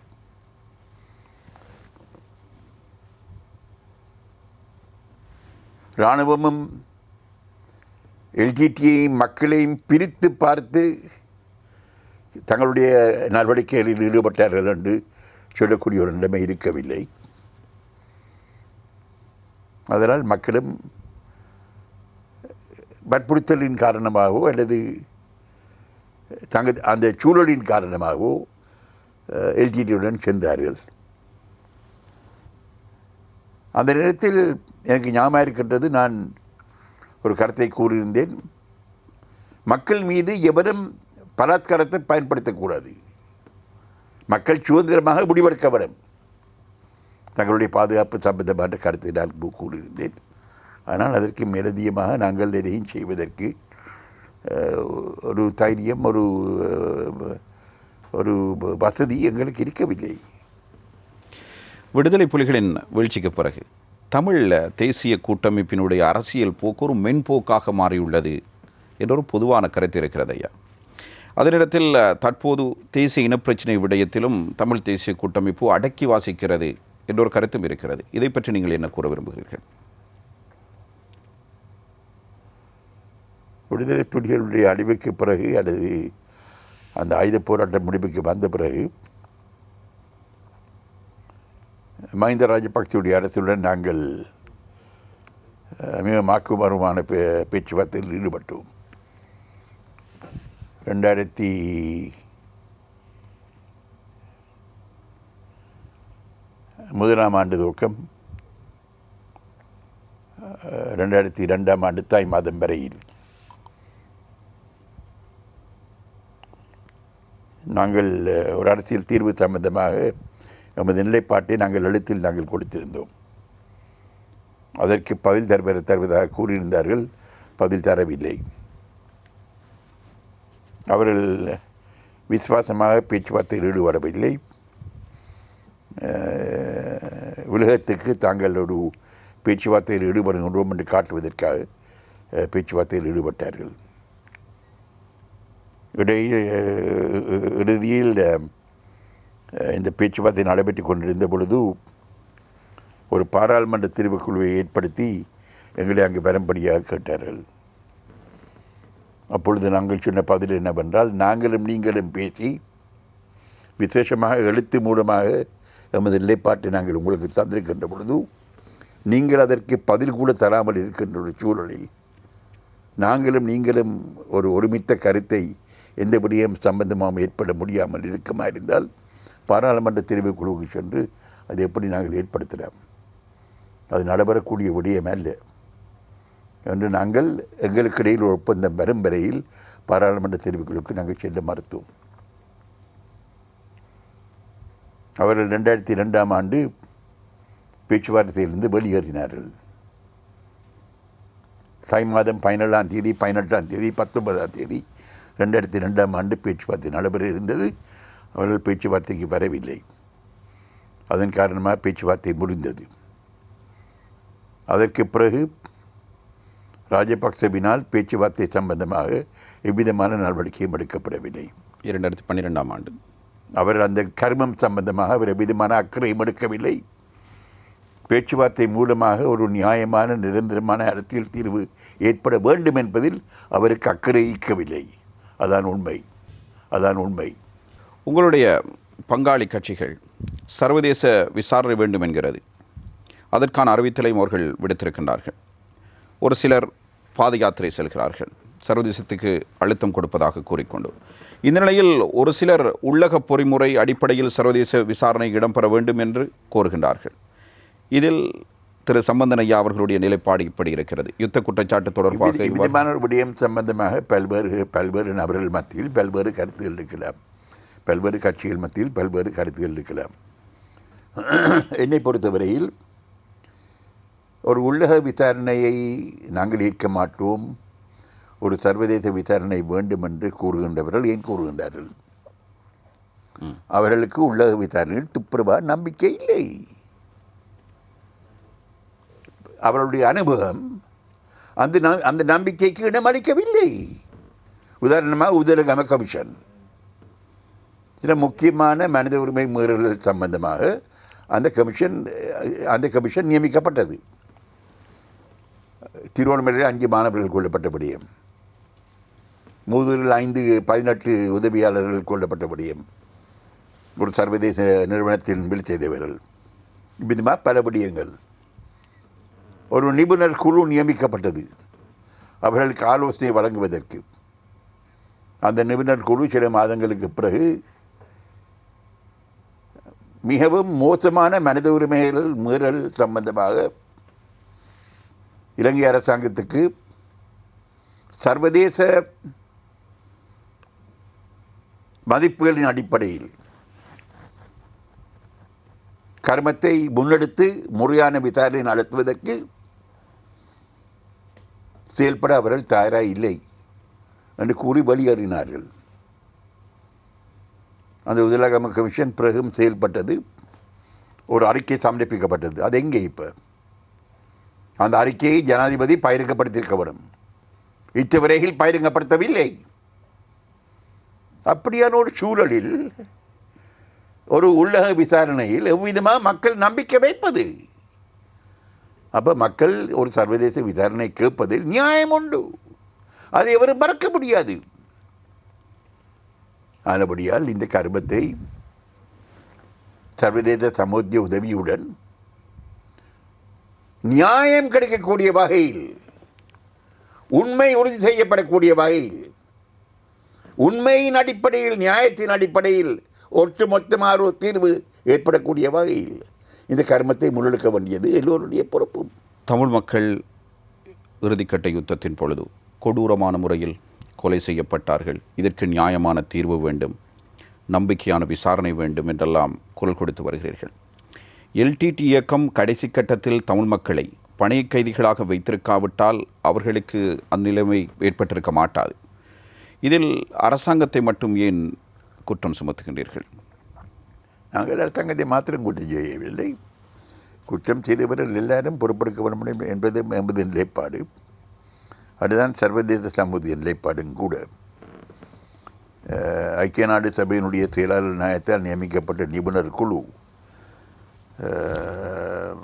பெரியார் தருஸ்மானுடைய தலைமையில் வெளியிட்டிருக்கின்ற அறிக்கையில் அவர்கள் 2 பேரையும் மீது குற்றம் சுமத்தி இருக்கின்றார்கள். தற்பொழுது நடைபெற்றிருக்கின்ற சர்வதேச விசாரணையும் இருசாரார் மீதும் உள்ள குற்றங்களை விசாரித்திருப்பார்கள். அந்த அறிக்கை வெளிவருகின்ற பொழுது அது தெளிவாகும். ஐயா, ஆனால் அரசாங்கத்தை பொறுத்தவரையில் ஒரு அரசாங்கத்துக்கு ஒரு கடமை இருக்கின்றது. தன்னுடைய நாட்டினுடைய பிரஜைகளை, ஆயுதம் ஏந்தாத பிரஜைகளை, நிராயுதபாணிகளை பாதுகாப்பதற்கு அரசாங்கத்துக்கு ஒரு கடமை இருக்கின்றது. இந்த கடமையை எல்டிடியுடன் ஒத்து பார்க்க முடியாது. இது ஆட்சியாளர்களுடைய கடமை. மக்களால் ஜனநாயக ரீதியாக தெரிவு செய்யப்பட்ட ஒரு அரசாங்கம் தனது இறமையின் அடிப்படையில் மக்களுக்கு நிறைவேற்ற வேண்டிய ஒரு கடமை. அந்த கடமையில் அரசாங்கம் தவறினால் அந்த குற்றத்தை சுமத்த வேண்டியது எமது கடமை. அந்த கடமையில் நாங்கள் தவற முடியாது. எல்டிடியை செய்தது என்ற காரணத்துக்காக அரசாங்கமும் இதையும் செய்ய முடியாது. அரசாங்கத்துக்கு ஒரு பொறுப்பாக இருக்கின்றது. தன்னுடைய நாட்டு சட்டங்களின் பிரகாரம், சர்வதேச சட்டங்களின் பிரகாரம், தான் ஐக்கிய நாடு சபையில் செய்திருக்கின்ற ஒப்பந்தங்களின் அடிப்படையில், கொடுத்திருக்கின்ற வாக்குறுதிகளின் அடிப்படையில் செயல்படுவதற்கு அரசாங்கத்துக்கு ஒரு கடமை இருக்கின்றது. அந்த கடமையில் அரசாங்கம் தவறுவிட்டால் அந்த குற்றத்தை சுட்டிக்காட்ட வேண்டியது நமது கடமை. அதே நேரத்தில் அந்த கடைசி யுத்தத்தில் எல்டிடி அந்த மக்களை பணைய கைதிகளாக வைத்திருந்ததை பற்றி உங்களுடைய கருத்து? அதை நான் தனிப்பட்ட முறையில் அதை நான் நிச்சயமாக ஏற்றுக்கொள்ள மாட்டேன். ஜனாதிபதியாக சந்திரிகா பண்டாரநாயக்க குமாரதுங்க அம்மையார் இருந்த காலத்தில் பிராந்தியங்களின் ஒன்றியம் எனும் ஒரு தீர்வு பொதி முன்வைக்கப்பட்டது, தயாரிக்கப்பட்டது. நீலன் பீரிஸினால் தான் இது தயாரிக்கப்பட்டதாக சொல்லப்பட்டது. ஆனால் அதனை நடைமுறைப்படுத்த முடியாமல் போய்விட்டது. தமிழ் தேசிய கூட்டமைப்புக்கு அதனை முன்னின்று செயற்படுத்த முடியாமல் போய்விட்டது. நீங்கள் அப்போது அதனை எதிர்த்தீர்கள். உண்மையில் அந்த தீர்வு பொதியில் தமிழ் மக்களுக்கு வேண்டிய அதிகாரங்கள் இல்லாமையின் காரணமாக நீங்கள் அதனை எதிர்த்தீர்கள். இப்பொழுது அவ்வானதொரு தீர்வு திட்டத்தை அப்போது ஏற்றிருந்தால் சிறந்ததாக இருந்திருக்கும் என்று நீங்கள் கருதுகிறீர்களா? அம்மையார் சந்திரிகா பண்டாரநாயக்க குமாரதுங்க ஆட்சிக்கு வந்த பொழுது 94ஆம் ஆண்டு அதற்கு பிறகு 3 திட்டங்களை 3 நேரங்களில் திட்டங்களை முன்வைத்தார். 95ஆம் ஆண்டு ஆவணி மாதம், 97ஆம் ஆண்டு, 2000ஆம் ஆண்டு ஒரு சட்டம் கொண்டு வரப்பட்டது பாராளுமன்றத்துக்கு. அது கணிசமான முன்னேற்றத்தை ஏற்படுத்தியது. அது சம்பந்தமாக நாங்கள் அவருடன் மிகவும் நெருக்கமாக செயல்பட்டோம். விசேஷமாக கலாநிதி நீலன் திருச்செல்வம் நானும் அந்த கர்மத்தில் கூடுதலாக ஈடுபட்டோம். அது ஒரு நியாயமான, ஓரளவுக்கு கணிசமான அளவுக்கு 95ஆம் ஆண்டு வைக்கப்பட்ட திட்டத்தில் சில மாற்றங்கள் ஏற்பட்டிருந்த போதிலும் கூட, அது நாங்கள் விரும்பத்தகாத மாற்றங்களாக இருந்த போதிலும் கூட அது ஒரு கணிசமான முன்னேற்றத்தை ஏற்படுத்திய ஒரு திட்டம் என்பதை எவரால் மறுப்பதற்கில்லை. அதை நாங்கள் எதிர்த்தோம் என்று கூறுவது தவறு. பாராளுமன்றத்தில் அது வாக்கெடுப்புக்கு வரவில்லை. ஆனால் தமிழர் விடுதலை கூட்டணி அதை ஆதரிக்க வேண்டும் என்ற ஒரு முடிவை அந்த நேரத்தில் எடுக்கவில்லை என்பதையும் நான் ஏற்றுக்கொண்டுத்தான் வேணும். அந்த விடயம் சம்பந்தமாக வேறுபட்ட கருத்துகள் எமது உறுப்பினர்கள் மத்தியில் இருந்தது. எல்டிடி ஆயுத போராட்டத்தை நடத்தி கொண்டிருந்தது, அதை நிராகரித்தது. அவர்களுடைய செல்வாக்கும் இல்லாமல் இருக்கவில்லை, அழுத்தம் இருந்தது அந்த சமயத்தில். அதையும் நாங்கள் மறக்க இயலாது, அது உண்மை. ஆனால் அபிதமான செல்வாக்கை எதிர்த்தும் அந்த கர்மத்தை நிறைவேற்றுவதற்கு எங்களில் சிலர் தயாராக இருந்தார்கள். ஆனால் பாராளுமன்றத்துக்கு வாக்கெடுப்புக்கு அது விடப்படவில்லை. காரணம் என்னவென்றால், ஐக்கிய தேசிய கட்சி பின்வாங்கியது. ஆரம்பத்தில் ஐக்கிய தேசிய கட்சியும் அதை ஆதரிப்பதற்கு சம்மதம் தெரிவித்திருந்தது. ஆனால் அவர்களும் பின்வாங்கினார்கள். அதன் காரணமாக ஒரு 3-2 பெரும்பான்மையை பெற முடியாத ஒரு சூழலில் அந்த மசோதா பாராளுமன்றத்தில் வாக்கெடுப்புக்கு விடப்படவில்லை. நீங்கள் தற்போது சமஷ்டி தீர்வுமுறை பற்றி கூறி வருகிறீர்கள். 2002, 2003 ஆண்டு காலத்தில் சர்வதேச நாடுகளால் இந்த தீர்வு திட்டம் முன்வைக்கப்பட்ட போது அதை எல்டிடி இயக்கம் மறுத்தது. அதே நேரத்தில் அந்த பேச்சுவார்த்தையிலிருந்து கூட அவர்கள் விலகுவதற்கு தீர்மானித்திருந்தார்கள். அதனை அப்போது அவர்கள் ஏற்றுக்கொள்ள மறுத்திருக்கிறார்கள். நீங்கள் தற்போது முன்வைக்கும் அதே சமஷ்டியை அவர்கள் அப்போது ஏற்றுக்கொண்டிருந்தால் தமிழ் மக்களின் அழிவையும் அவலத்தையும் தடுத்திருக்கலாம் அல்லவா?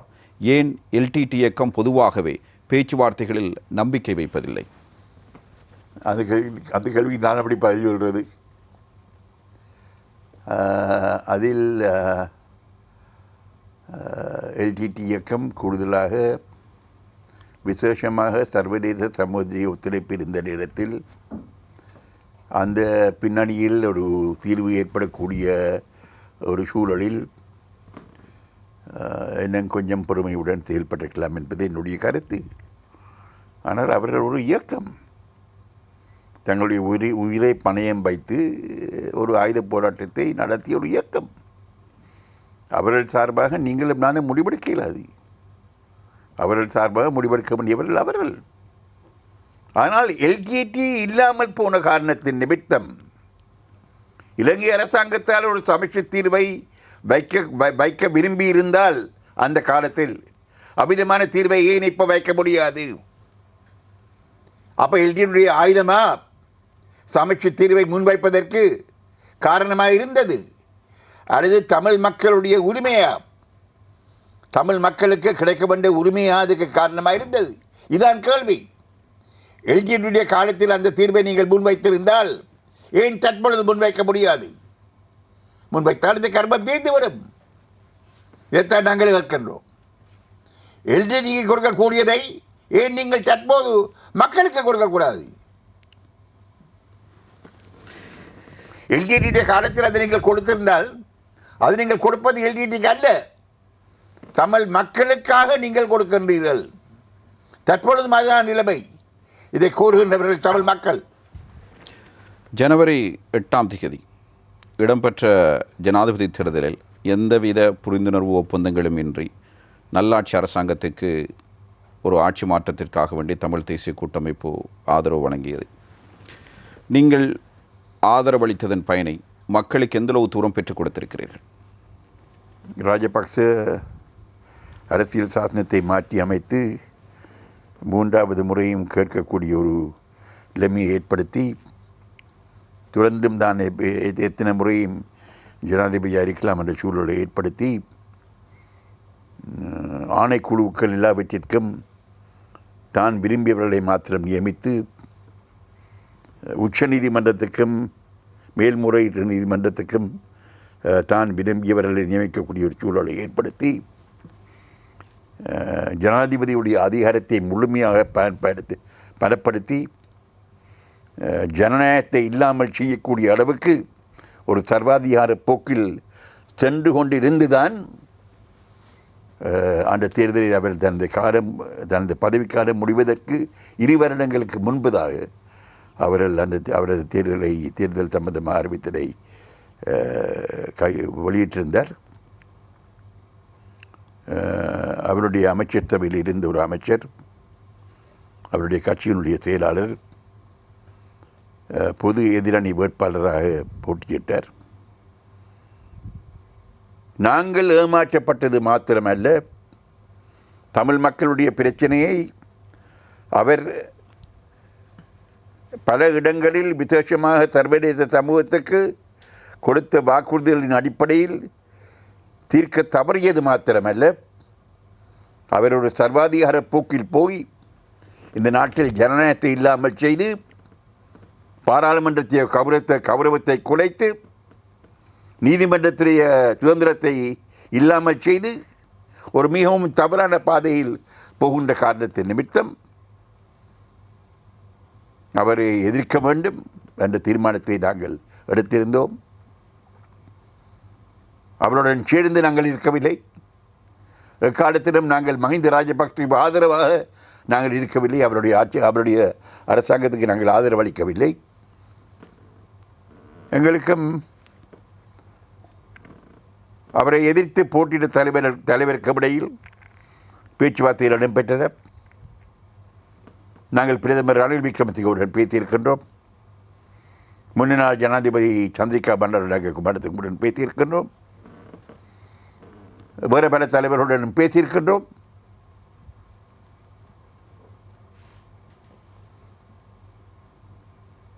ஜனாதிபதி தேர்தல் முடிந்த பிறகு பாராளுமன்றத்தில் ஒரு பலவீனமான அரசாங்கம் இருந்தது. அவர்களுக்கு பாராளுமன்றத்தில் ஒரு பெரும்பான்மை இருக்கவில்லை.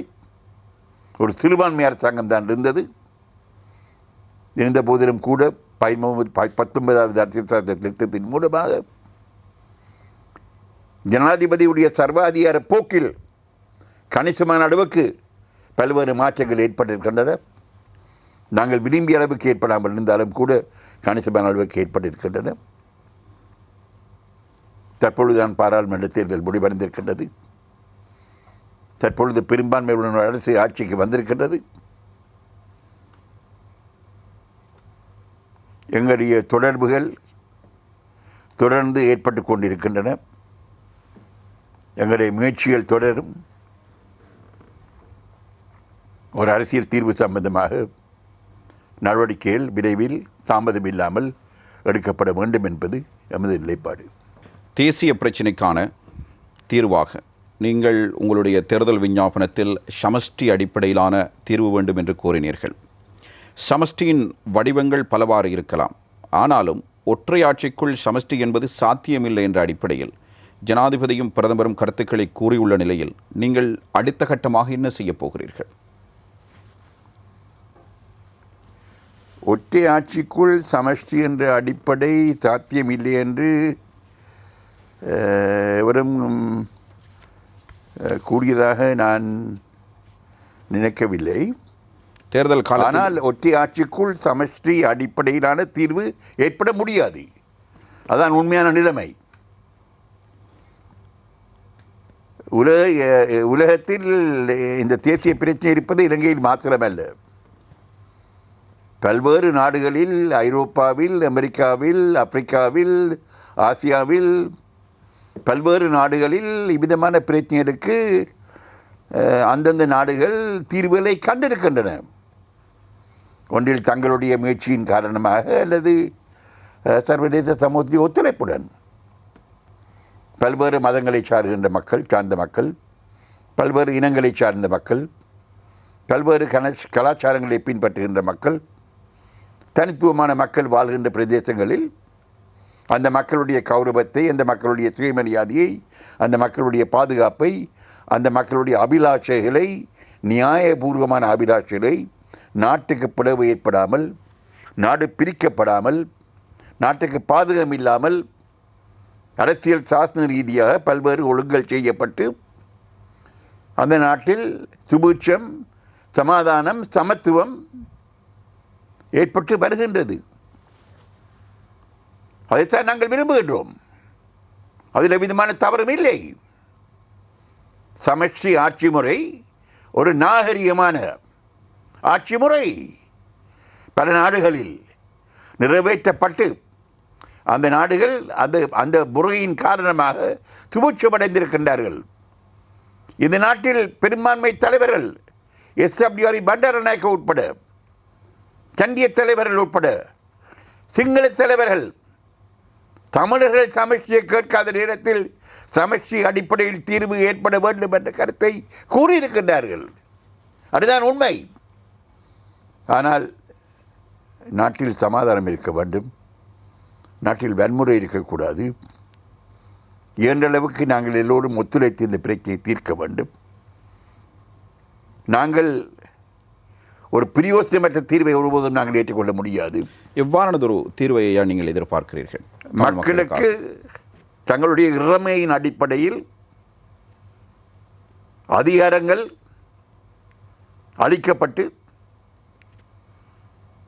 தமது அத்தியாவசிய கர்மங்கள் சம்பந்தமாக, தமது நாளாந்த கர்மங்கள் சம்பந்தமாக, தமது வாழ்க்கை சம்பந்தமான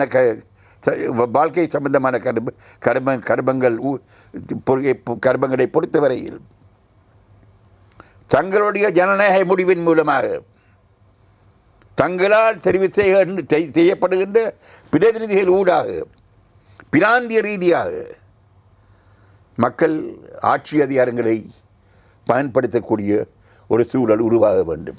ஐயா, தற்போது இருக்கின்ற இந்த மாகாண சபை முறைமை போதாது என்று கருதுகிறீர்களா? அல்லது இருக்கின்ற இந்த மாகாண சபை முறையை முழுமையாக அமுல்படுத்தினால் போதும் என்று நினைக்கிறீர்களா? அல்லது அதனையும் தாண்டிய ஒரு அதிகார முறைமை வேண்டும் என்று கருதுகிறீர்களா? அதாவது அது மாகாணமாக இருக்கலாம், பிராந்தியமாக இருக்கலாம், மாநிலமாக இருக்கலாம், அது எதுவாகவும் இருக்கலாம். ஆனால் அந்த மாநிலத்துக்கு, அந்த பிராந்தியத்துக்கு, அந்த மாகாணத்துக்கு கொடுக்கப்படுகின்ற கர்மங்கள் சம்பந்தமாக அந்த கர்மங்கள் அந்த மக்களுடைய அபிலாஷைகளை நிறைவேற்றக்கூடிய அளவுக்கு அமைவதாக இருக்க வேண்டும்.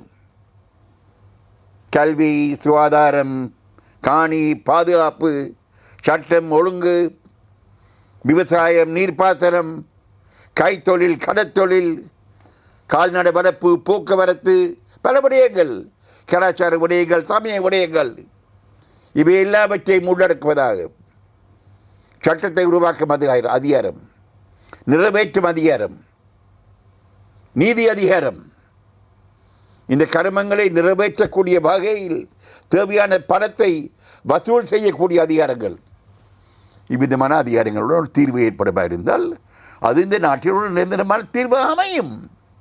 இன்றைக்கு என்ன நடந்திருக்கின்றது? அமைச்சர் சபையில் 90 அமைச்சர்கள் இருக்கின்றார்கள். எந்த அமைச்சர் எந்த கர்மத்துக்கு புறப்பட்டு நிச்சயமாக கூற முடியாது. அந்த அளவுக்கு ஆட்சி முறை கேவலமாக இருக்கின்றது. ஒரு தேசிய அரசாங்கத்தை அமைப்பதற்காக, ஒற்றுமையாக செயல்படுவதற்காக சில விஷயங்கள் செய்ய வேண்டிய ஒரு கட்டாய நிலைமை இருக்கலாம். அதை நான் மறக்கவில்லை. ஆனால் பொதுவாக பார்த்தால் இந்த நாட்டுக்கு 9 அமைச்சர் தேவையா? இந்தியாவில் 1.2 பில்லியன் பீப்புள், ஆக 65 அமைச்சர்கள்.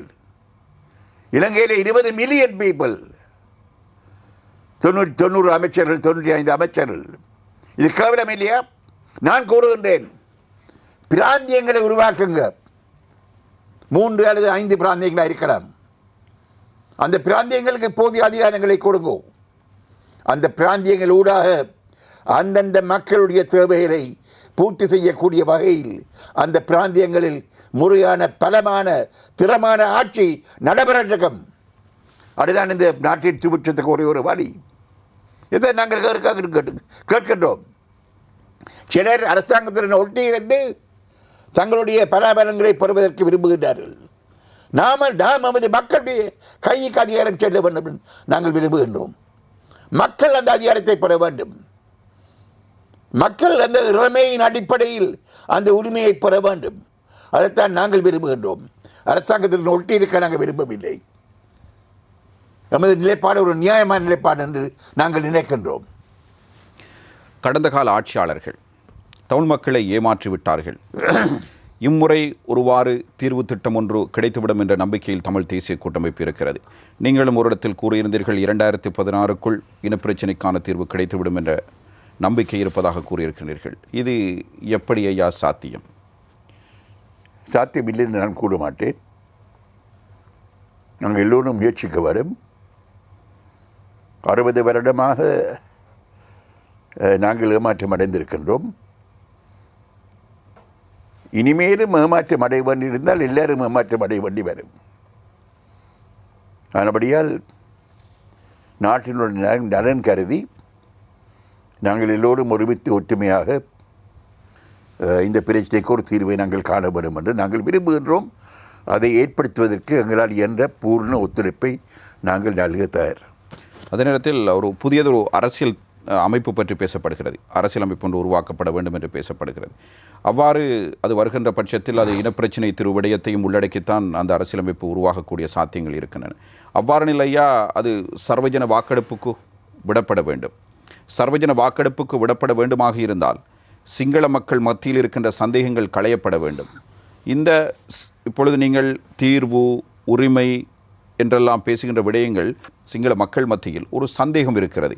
தமிழ் தேசிய கூட்டமைப்பு நாடை துண்டாக்கச் சொல்கிறது, இரண்டாக்கச் சொல்கிறது. எங்களுக்கு நீங்கள் சமஷ்டி என்று முன்வைக்கின்ற கோரிக்கை கூட அவர்கள் ஒரு விபரீதமான ஒரு விடயமாகத்தான் பார்த்து கொண்டிருக்கிறார்கள். இந்த நிலைமை மாற வேண்டும். இந்த சந்தேக நிலைமை முற்றுமுழுதாக களையப்பட வேண்டும். எங்களுடைய யதார்த்தம் எது என்பதை நீங்கள் அவர்களுக்கு தெளிவுபடுத்த வேண்டும். இதற்கு தமிழ் தேசிய கூட்டமைப்பு என்ன செய்ய போகிறது? சிங்கள மக்கள் மத்தியில் ஒரு அரசியல் தீர்வுக்கு எதிர்ப்பிருக்கின்றது கருத்தை நான் ஏற்றுக்கொள்ள மாட்டேன். சில சிங்கள தோஷவாதிகள், பேரினவாதிகள் சில கருத்துக்களை கூறிக்கொண்டு வருகின்றார்கள். ஆனால் பாமர சிங்கள மக்களை பொறுத்தவரையில் அவர்கள் தங்களுடைய உரிமைகளை பாதுகாக்க விரும்புவார்கள். நிச்சயமாக நாட்டினுடைய ஒருமைப்பாட்டை பாதுகாக்க விரும்புவார்கள். ஆனால் தமிழ் பேசும் மக்களுக்கும் இந்த நாட்டில் சம உரிமை வழங்கப்பட வேண்டும், தங்களுக்கு உள்ள உரிமை அவர்களுக்கும் வழங்கப்பட வேண்டும் என்று விசேஷமாக பௌத்த சமயத்தை உண்மையாக பின்பற்றுகின்ற மக்கள் ஒருபோதும் மறுக்க மாட்டார்கள், மறுக்கவில்லை என்பது என்னுடைய கருத்து. சரி. ஆனால் அவர்கள் மத்தியில் சில பல அச்சங்களை சில பேர் உருவாக்குகின்றார்கள் தப்பான கருத்துகளின் மூலமாக. அதனால் சிங்கள மக்கள் மத்தியில் சென்று இந்த கருமத்தை விளக்க வேண்டியது முக்கியமாக சிங்கள தலைவர்களுடைய கருத்து. அம்மையார் சந்திரிகா பண்டாரநாயக்கு, குமாரசிங்க போன்ற தலைவர்கள் அவிதமான விஷயத்தை நிலைமையில் ஈடுபட்டார். எனக்கு நம்பிக்கை இருக்கின்றது ஜனாதிபதி மைத்திரிபால சிறிசேன அவர்களும் சிங்கள மக்கள் மத்தியில் சென்று உண்மையை விளக்குவார் என்று. நாங்களும் விளக்குவதற்கு எங்களால் இயன்ற அத்தனை பணிகளை நாங்கள் மேற்கொள்ள வேண்டும். சிங்கள மக்கள் மத்தியில் ஒரு நம்பிக்கையை கட்டியெழுப்பதற்கு நாங்கள் முயற்சிக்க வேண்டும். ஆனால் சரியை செய்வதற்கு நாங்கள் பயந்து பின்னோக்கி செல்ல முடியாது. நாங்கள் செய்வது சரியில்லை என்றால் அதை நாங்கள் செய்யக்கூடாது.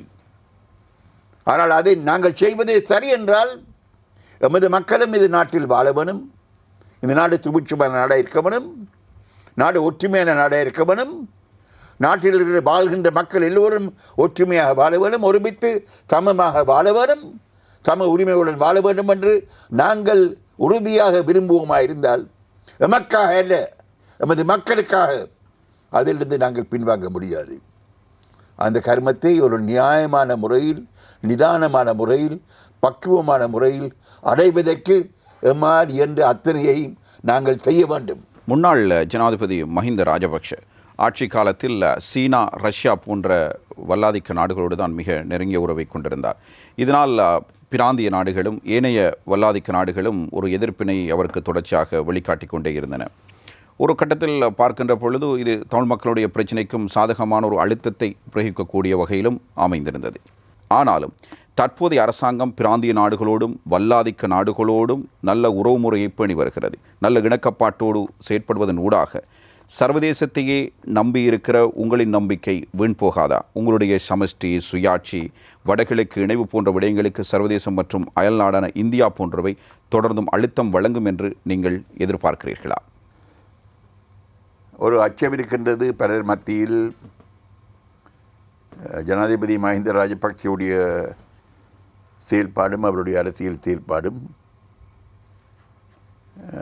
சர்வதேச சமூகத்தில் சில முக்கியமான நாடுகளுடைய அதிருப்தியை பெற்றிருந்த காரணத்தின் நிமித்தம் அவர்கள் எங்களுடைய பிரச்சனையில் கூடிய அக்கறை செலுத்தினார்கள் என்று அது தவறென்று நான் கூற மாட்டேன். ஆனால்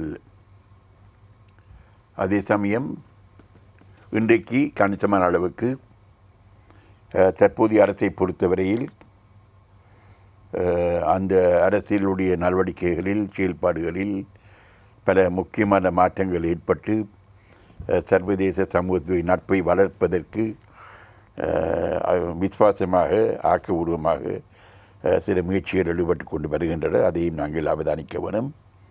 அதுவும் நாட்டை பொறுத்தவரையில் ஒரு நல்ல விடயம். அதையும் நாங்கள் தவறென்று கூற முடியாது. ஆனால் அதே சமயம்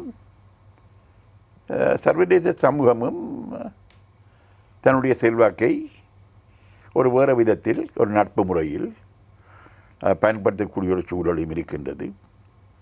இலங்கை அரசாங்கமும் சர்வதேச சமூகத்துடைய ஆதரவை ஆலோசனையை ஒரு நட்புறவில் ஒரு நட்பான முறையில் அதை பெற்றுக்கொள்ளக்கூடிய ஒரு சூழலும் இருக்கின்றது. அதன் மூலமாக நாட்டுக்கும் நன்மை ஏற்படக்கூடிய ஒரு சூழல் இருக்கின்றது. முன்னாள் ஜனாதிபதி மஹிந்த ராஜபக்ஷ அவருடைய செயற்பாடுகள் காரணமாக அமெரிக்கா போன்ற நாடுகள் அவருக்கு எதிராக ஒரு அழுத்தத்தை கொடுக்க வேண்டும் என்பதற்காக பல்வேறு கடமைகளை செய்தன. மனித உரிமை பேரவையின் பொழுதும் தீர்மானம் நிறைவேற்றப்பட்டதும் அவ்வாறு தான். அவரோடு இருந்த எதிர்ப்பின் காரணமாக பிரித்தானிய பிரதமர் டேவிட் கேமரோன் கூட தமிழ் மக்களின் உரிமைகள் தொடர்பாக பல்வேறு விடயங்களை பேசி சென்றிருக்கிறார். ஆனால் இப்பொழுது இருக்கின்ற அரசாங்கம் ஐயா ஒரு நல்ல இணக்கப்பாட்டோடு நல்ல உறவுமுறையோடு இருக்கிறது. அப்போது அவருக்கு இருந்த எதிர்ப்பு காரணமாக அது தமிழ் மக்களுடைய தீர்வு விடயத்தில் ஒரு சர்வதேச அழுத்தத்துக்கு சாதகமான ஒரு சூழ்நிலை காணப்பட்டது. இப்போது இந்த அரசாங்கம் சர்வதேச சமூகத்தோடு ஒரு சாதகமான சூழ்நிலையோடு பயணிப்பதன் ஊடாக நீங்கள் சர்வதேச சமூகத்தை நம்பி இருக்கிறீர்கள், அவர்கள் ஏதேனும் செய்வார்கள் என்ற நம்பிக்கை உங்களுக்கு இருக்கிறது, அந்த அழுத்தங்கள் வழங்கப்படும் என்று நீங்கள் எதிர்பார்க்கிறீர்கள். அந்த விடயத்தில் கொஞ்சம் தளர்வு நிலை ஏற்பட்டுவிடும் என்று நீங்கள் நினைக்கவில்லையா இந்த உறவுமுறை காரணமாக? அந்த அச்சம் இருக்கின்றது. இந்த கேள்வியை பலர் எழுப்புகின்றார்கள். ஆனால் சர்வதேச சமூகம் ஜனாதிபதி மஹிந்த ராஜபக்சவின் அரசில் சில பல காரணங்களின் நிமித்தம் ஒரு அதிருப்தியை கொண்டிருந்தால்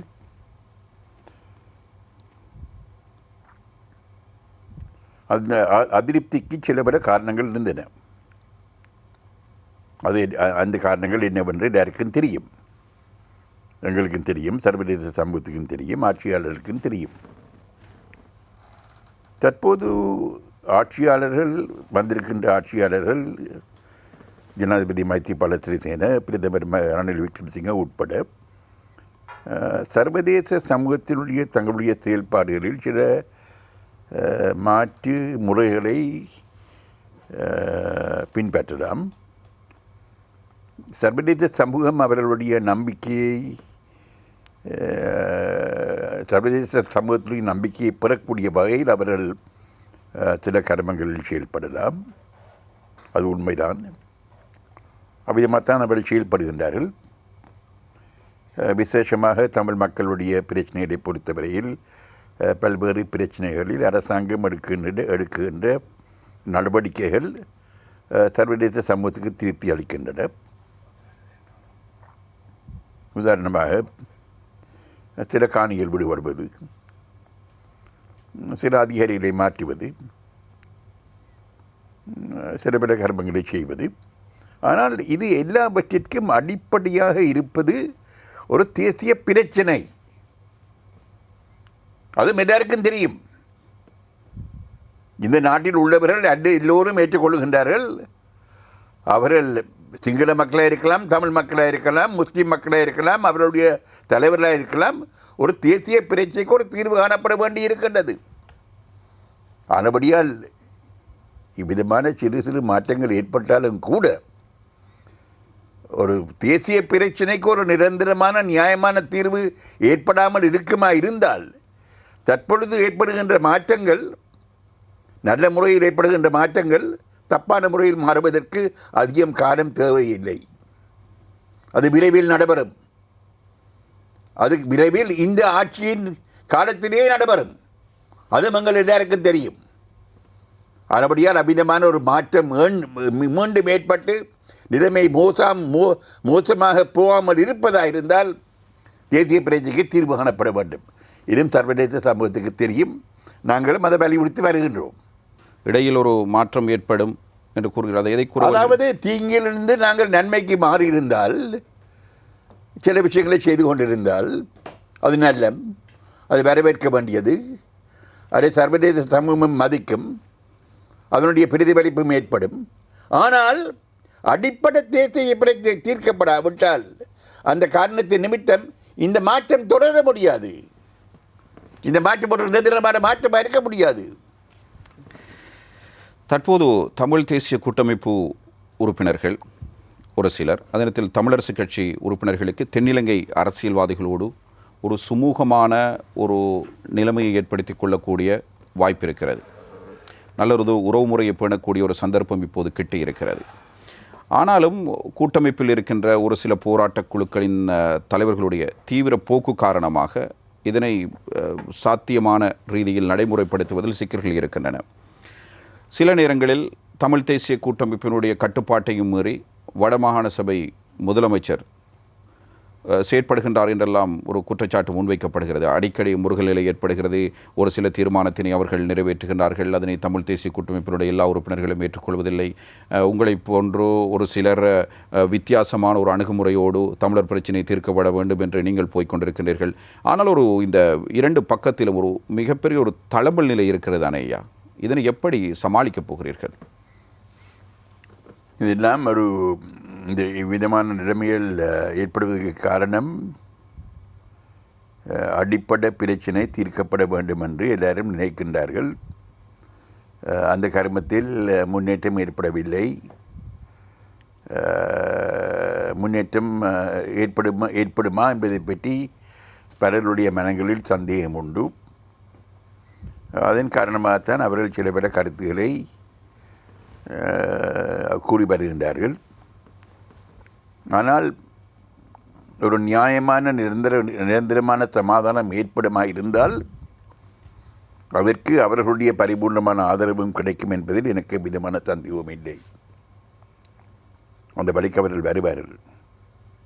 அந்த வழிக்கு அவர்களை நாங்கள் கொண்டு வருவோம்.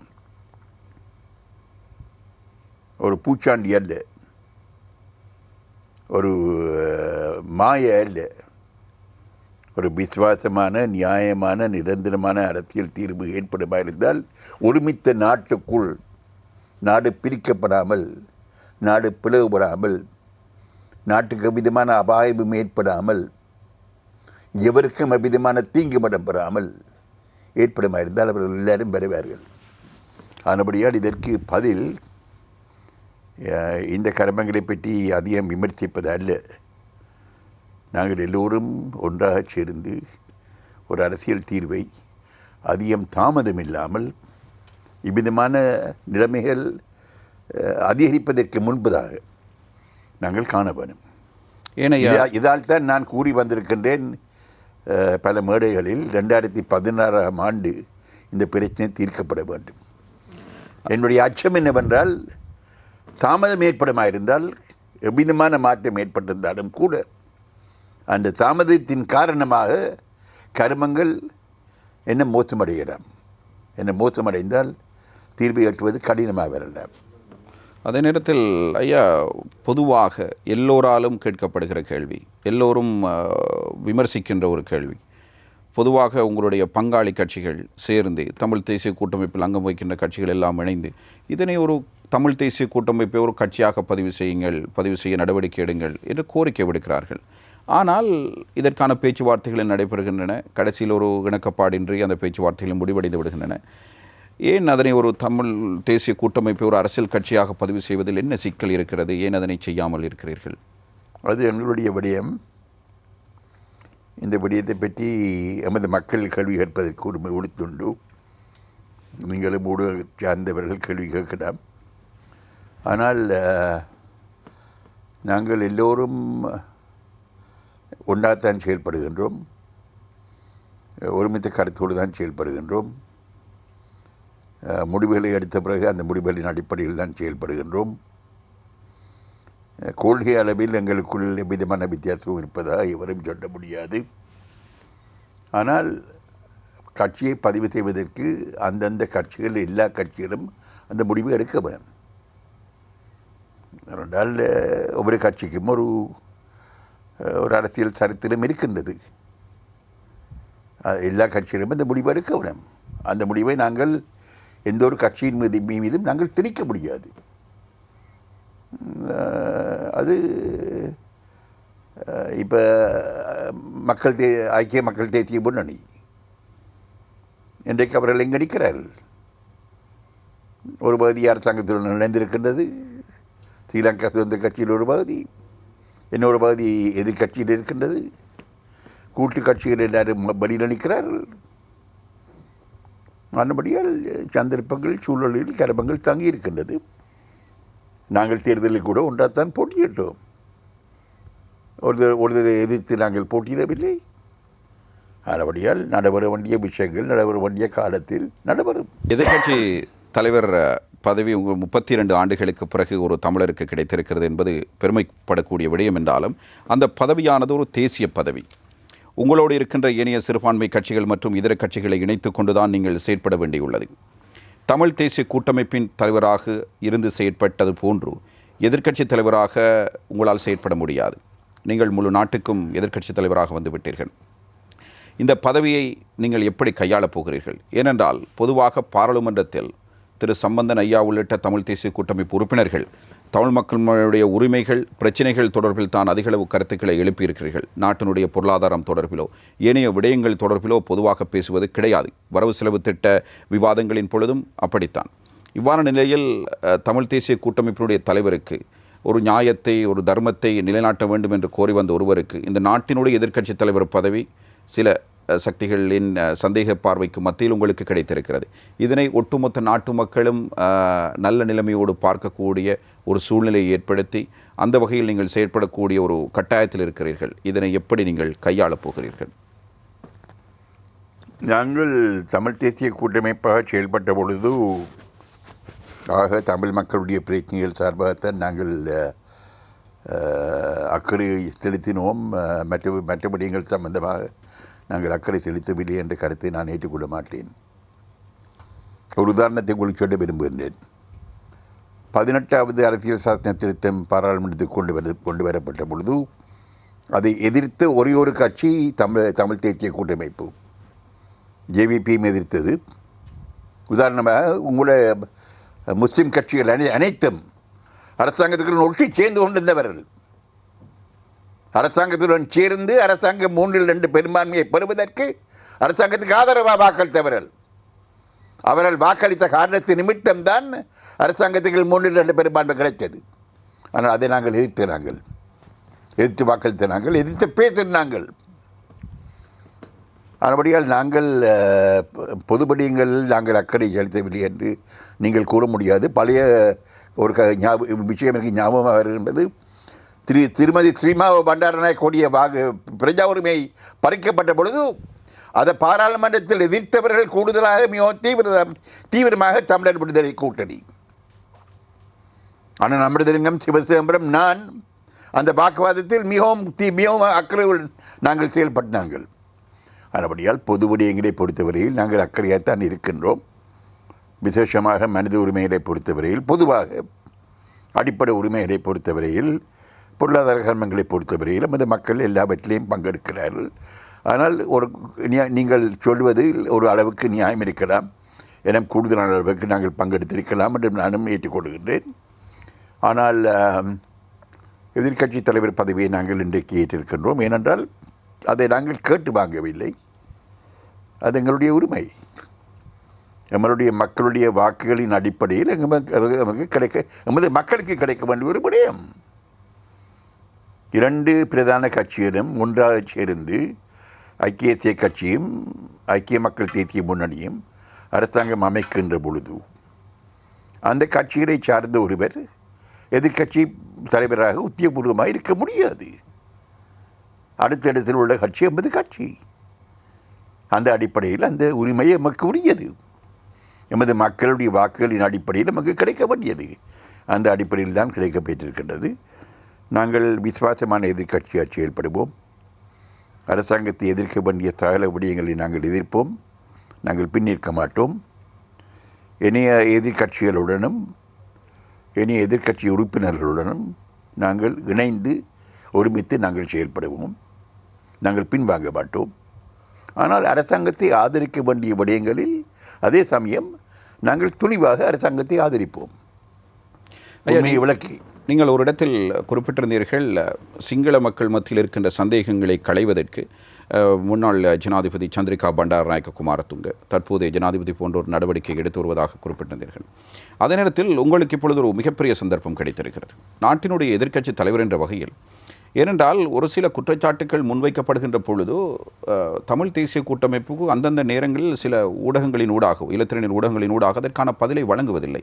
ஒன்று. அடுத்தது சிங்கள மொழி மூலமாக அது அந்த மக்களை சென்றடைவதில்லை. இதன் காரணமாக ஏதேனும் ஒரு விடயத்தை இருக்கின்ற அரசாங்கமோ அல்லது இனவாத சக்திகளோ பூதாகரமாக அந்த மக்கள் மத்தியில் கொண்டு சென்று விடுகிறார்கள். அந்த மௌனம் அதற்கு ஒரு மிகப்பெரிய இடத்தை எடுத்து கொடுத்து விடுகிறது. ஆனாலும் இப்பொழுது உங்களுக்கு இருக்கின்ற இந்த சந்தர்ப்பம் அளப்பரியது.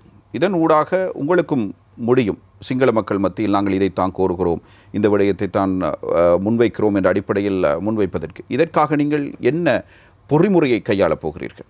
என்னுடைய எதிர்கால நடவடிக்கைகளில் இந்த கர்மத்தை நாங்கள் கையாளுவோம். சிங்கள மக்கள் மத்தியில் நாங்கள் அவருடைய நம்பிக்கையை பெறக்கூடிய அளவுக்கு தற்பொழுது நிலைமைகள் மாறிக்கொண்டு வருகின்றது. அதுவும் ஒரு மிகவும் முக்கியமான விடயம் என்பதை நான் ஏற்றுக்கொள்கின்றேன். சிங்கள மக்களை நாங்கள் மதிக்கின்றோம், அவர்களை நாங்கள் நேசிக்கின்றோம். அவர்கள் இந்த நாட்டில் பெரும்பான்மையான மக்கள், அவர்களுக்குரிய மதிப்பு கொடுக்கப்பட வேண்டும் என்பதிலும் நாங்கள் விதமான சந்தேகம் கொண்டவர்கள் அல்ல. அதுபடியால் நாங்கள் சிங்கள மக்கள் மத்தியிலும் இந்த நம்பிக்கையை வளர்ப்பதற்கு, அந்த நம்பிக்கையை விசுவாசமாக உருவாக்குவதற்கு, விசுவாசமாக நடைமுறைப்படுத்துவதற்கு எங்களால் கையாள வேண்டிய சகல கர்மங்களையும் நாங்கள் கையாளுவோம். எதிர்க்கட்சித் தலைவர் பதவிக்கு ஆர் சம்பந்தன் தெரிவு செய்யப்பட்டமையை பலரும் வரவேற்கிறார்கள், ஒரு சிலர் விமர்சிக்கிறார்கள்.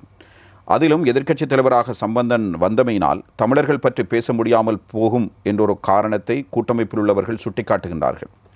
நீங்கள் எதிர்க்கட்சித் தலைவராக வந்தமையினால் தமிழ் மக்களின் விடயங்களில் எப்படியான ஒரு அணுகுமுறையை கடைபிடிக்கப் போகிறீர்கள்? தமிழ் மக்களுடைய கர்மங்கள் எவ்விதத்திலும் பாதிப்படையாது.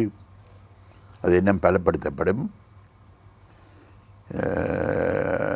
எதிர்க்கட்சி தலைவராக நான் வந்த காரணத்தின் நிமித்தம் தமிழ் மக்களுடைய பிரச்சனையின் முக்கியத்துவம் என்னை பொறுத்தவரையிலேயோ அல்லது தமிழ் தேசிய கூட்டமைப்பை பொறுத்தவரையிலேயோ அல்லது நாட்டை பொறுத்தவரையிலோ எந்த வகையிலும் குறைவடையவே இல்லை.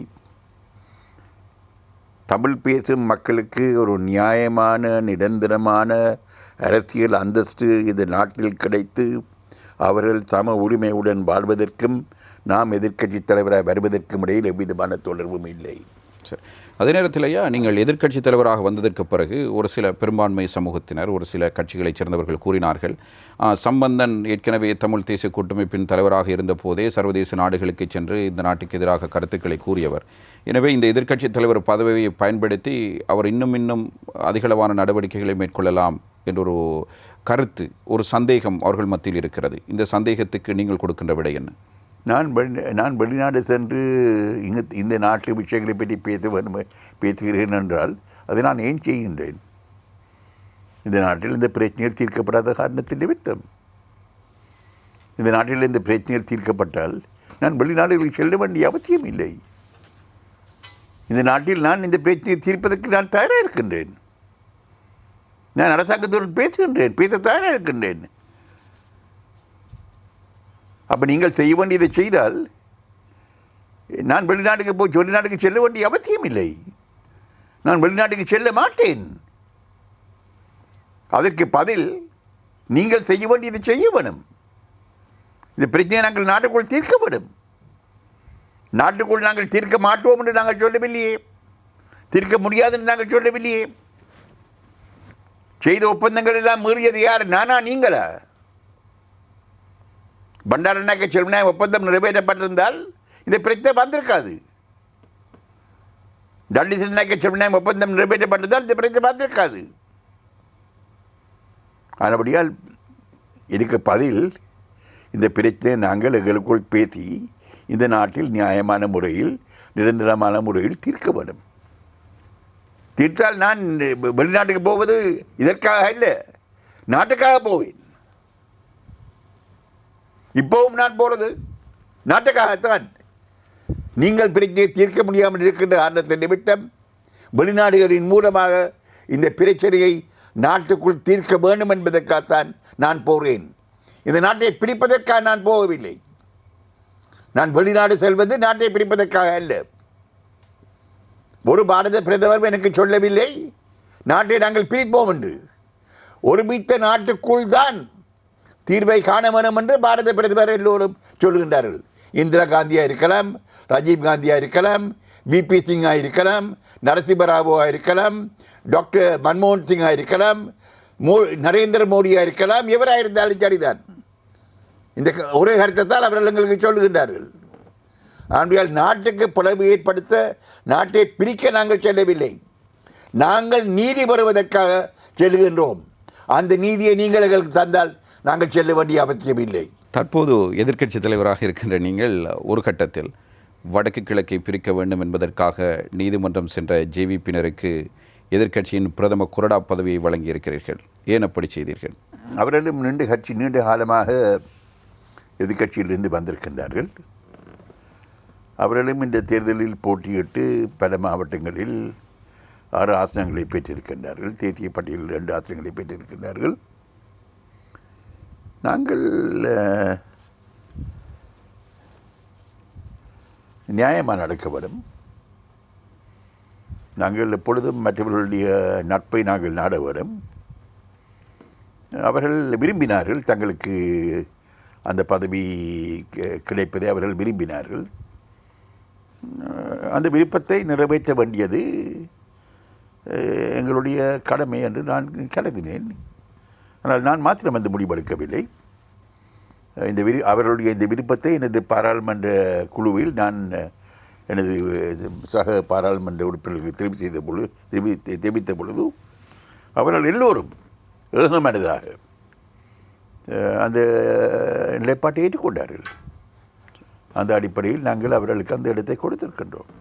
புலம்பெயர்ந்த தமிழர்கள், புலம்பெயர்ந்து டயஸ்போரா என்று அழைக்கப்படுகின்ற இந்த மக்கள் வாழுகின்ற பகுதிகளில் இருந்து பல்வேறு நம்பிக்கைகள் இருந்தன. யுத்த காலகட்டத்திலும் கூட அவர்களின் ஊடாக ஏதேனும் ஒரு பாதுகாப்பு கிடைக்கும் என்ற ஒரு நம்பிக்கையில் விடுதலை புலிகள் கூட இருந்தார்கள். கடைசியில் ஒரு 300 சதுர மீட்டர் பரப்புக்குள் சிக்குண்டு முள்ளிவாய்க்கால் என்ற ஒரு அவலம் நடைபெற்று முடிந்திருக்கிறது. இதே புலம்பெயர்ந்தவர்களை நம்பி, இந்த புலம்பெயர்ந்த அமைப்புகளை நம்பி தொடர்ந்தும் தமிழ் தேசிய கூட்டமைப்பினுடைய அரசியல் செயற்பாடுகள் இருக்குமா? புலம்பெயர்ந்த தமிழர்கள் அவர்களும் ஒரு முக்கியமான பங்காளிகள் நமது கர்மங்களில். அவர்களும் இந்த நாட்டைச் சேர்ந்தவர்கள். மிகவும் கூடுதலானவர்கள் இந்த நாட்டிலிருந்து வெளியேற்றப்பட்டவர்கள். இந்த நாட்டில் ஏற்பட்ட வன்முறையின் காரணமாக இன்றைக்கு அவர்கள் மிகவும் உயர்ந்த பதவிகளில், உயர்ந்த இடங்களில், பல்வேறு நாடுகளில் வாழ்ந்து வருகின்றார்கள் வசதியுடன். அவர்கள் இந்த நாட்டில் தமிழ் மக்களுக்கு ஒரு உரிமை வழங்கப்பட்டு தமிழ் மக்கள் சமத்துவமாக வாழ வேண்டும் என்பதில் மிக அக்கறை கொண்டிருக்கின்றார்கள். அது ஒரு நியாயமான அக்கறை. நான் புலம்பெயர்ந்த மக்களை சந்தித்திருக்கின்றேன். அமெரிக்காவில், கனடாவில், ஐரோப்பாவில், பல்வேறு இடங்களில். அவர்கள் ஒரு நியாயமான தீர்வை ஏற்றுக்கொள்வார்கள். ஒரு நியாயமான தீர்வு ஏற்பட இருந்தால் நாட்டை பிரிக்க வேண்டும் என்ற ஒரு கொள்கை தான் அவருடைய கொள்கை என்பதை நான் ஏற்றுக்கொள்ள மாட்டேன். அவருடைய மனங்களில் பலவிதமான சந்தேகங்கள் இருக்கின்றன. ஒரு அரசியல் தீர்வு ஏற்படுமா இல்லையா என்பதை பற்றி. ஆனால் ஒரு அரசியல் தீர்வு ஏற்பட்டால் அது நிச்சயமாக அவர்கள் ஏற்றுக்கொள்வார்கள். அதிலும் எனக்கு நம்பிக்கை இருக்கின்றது.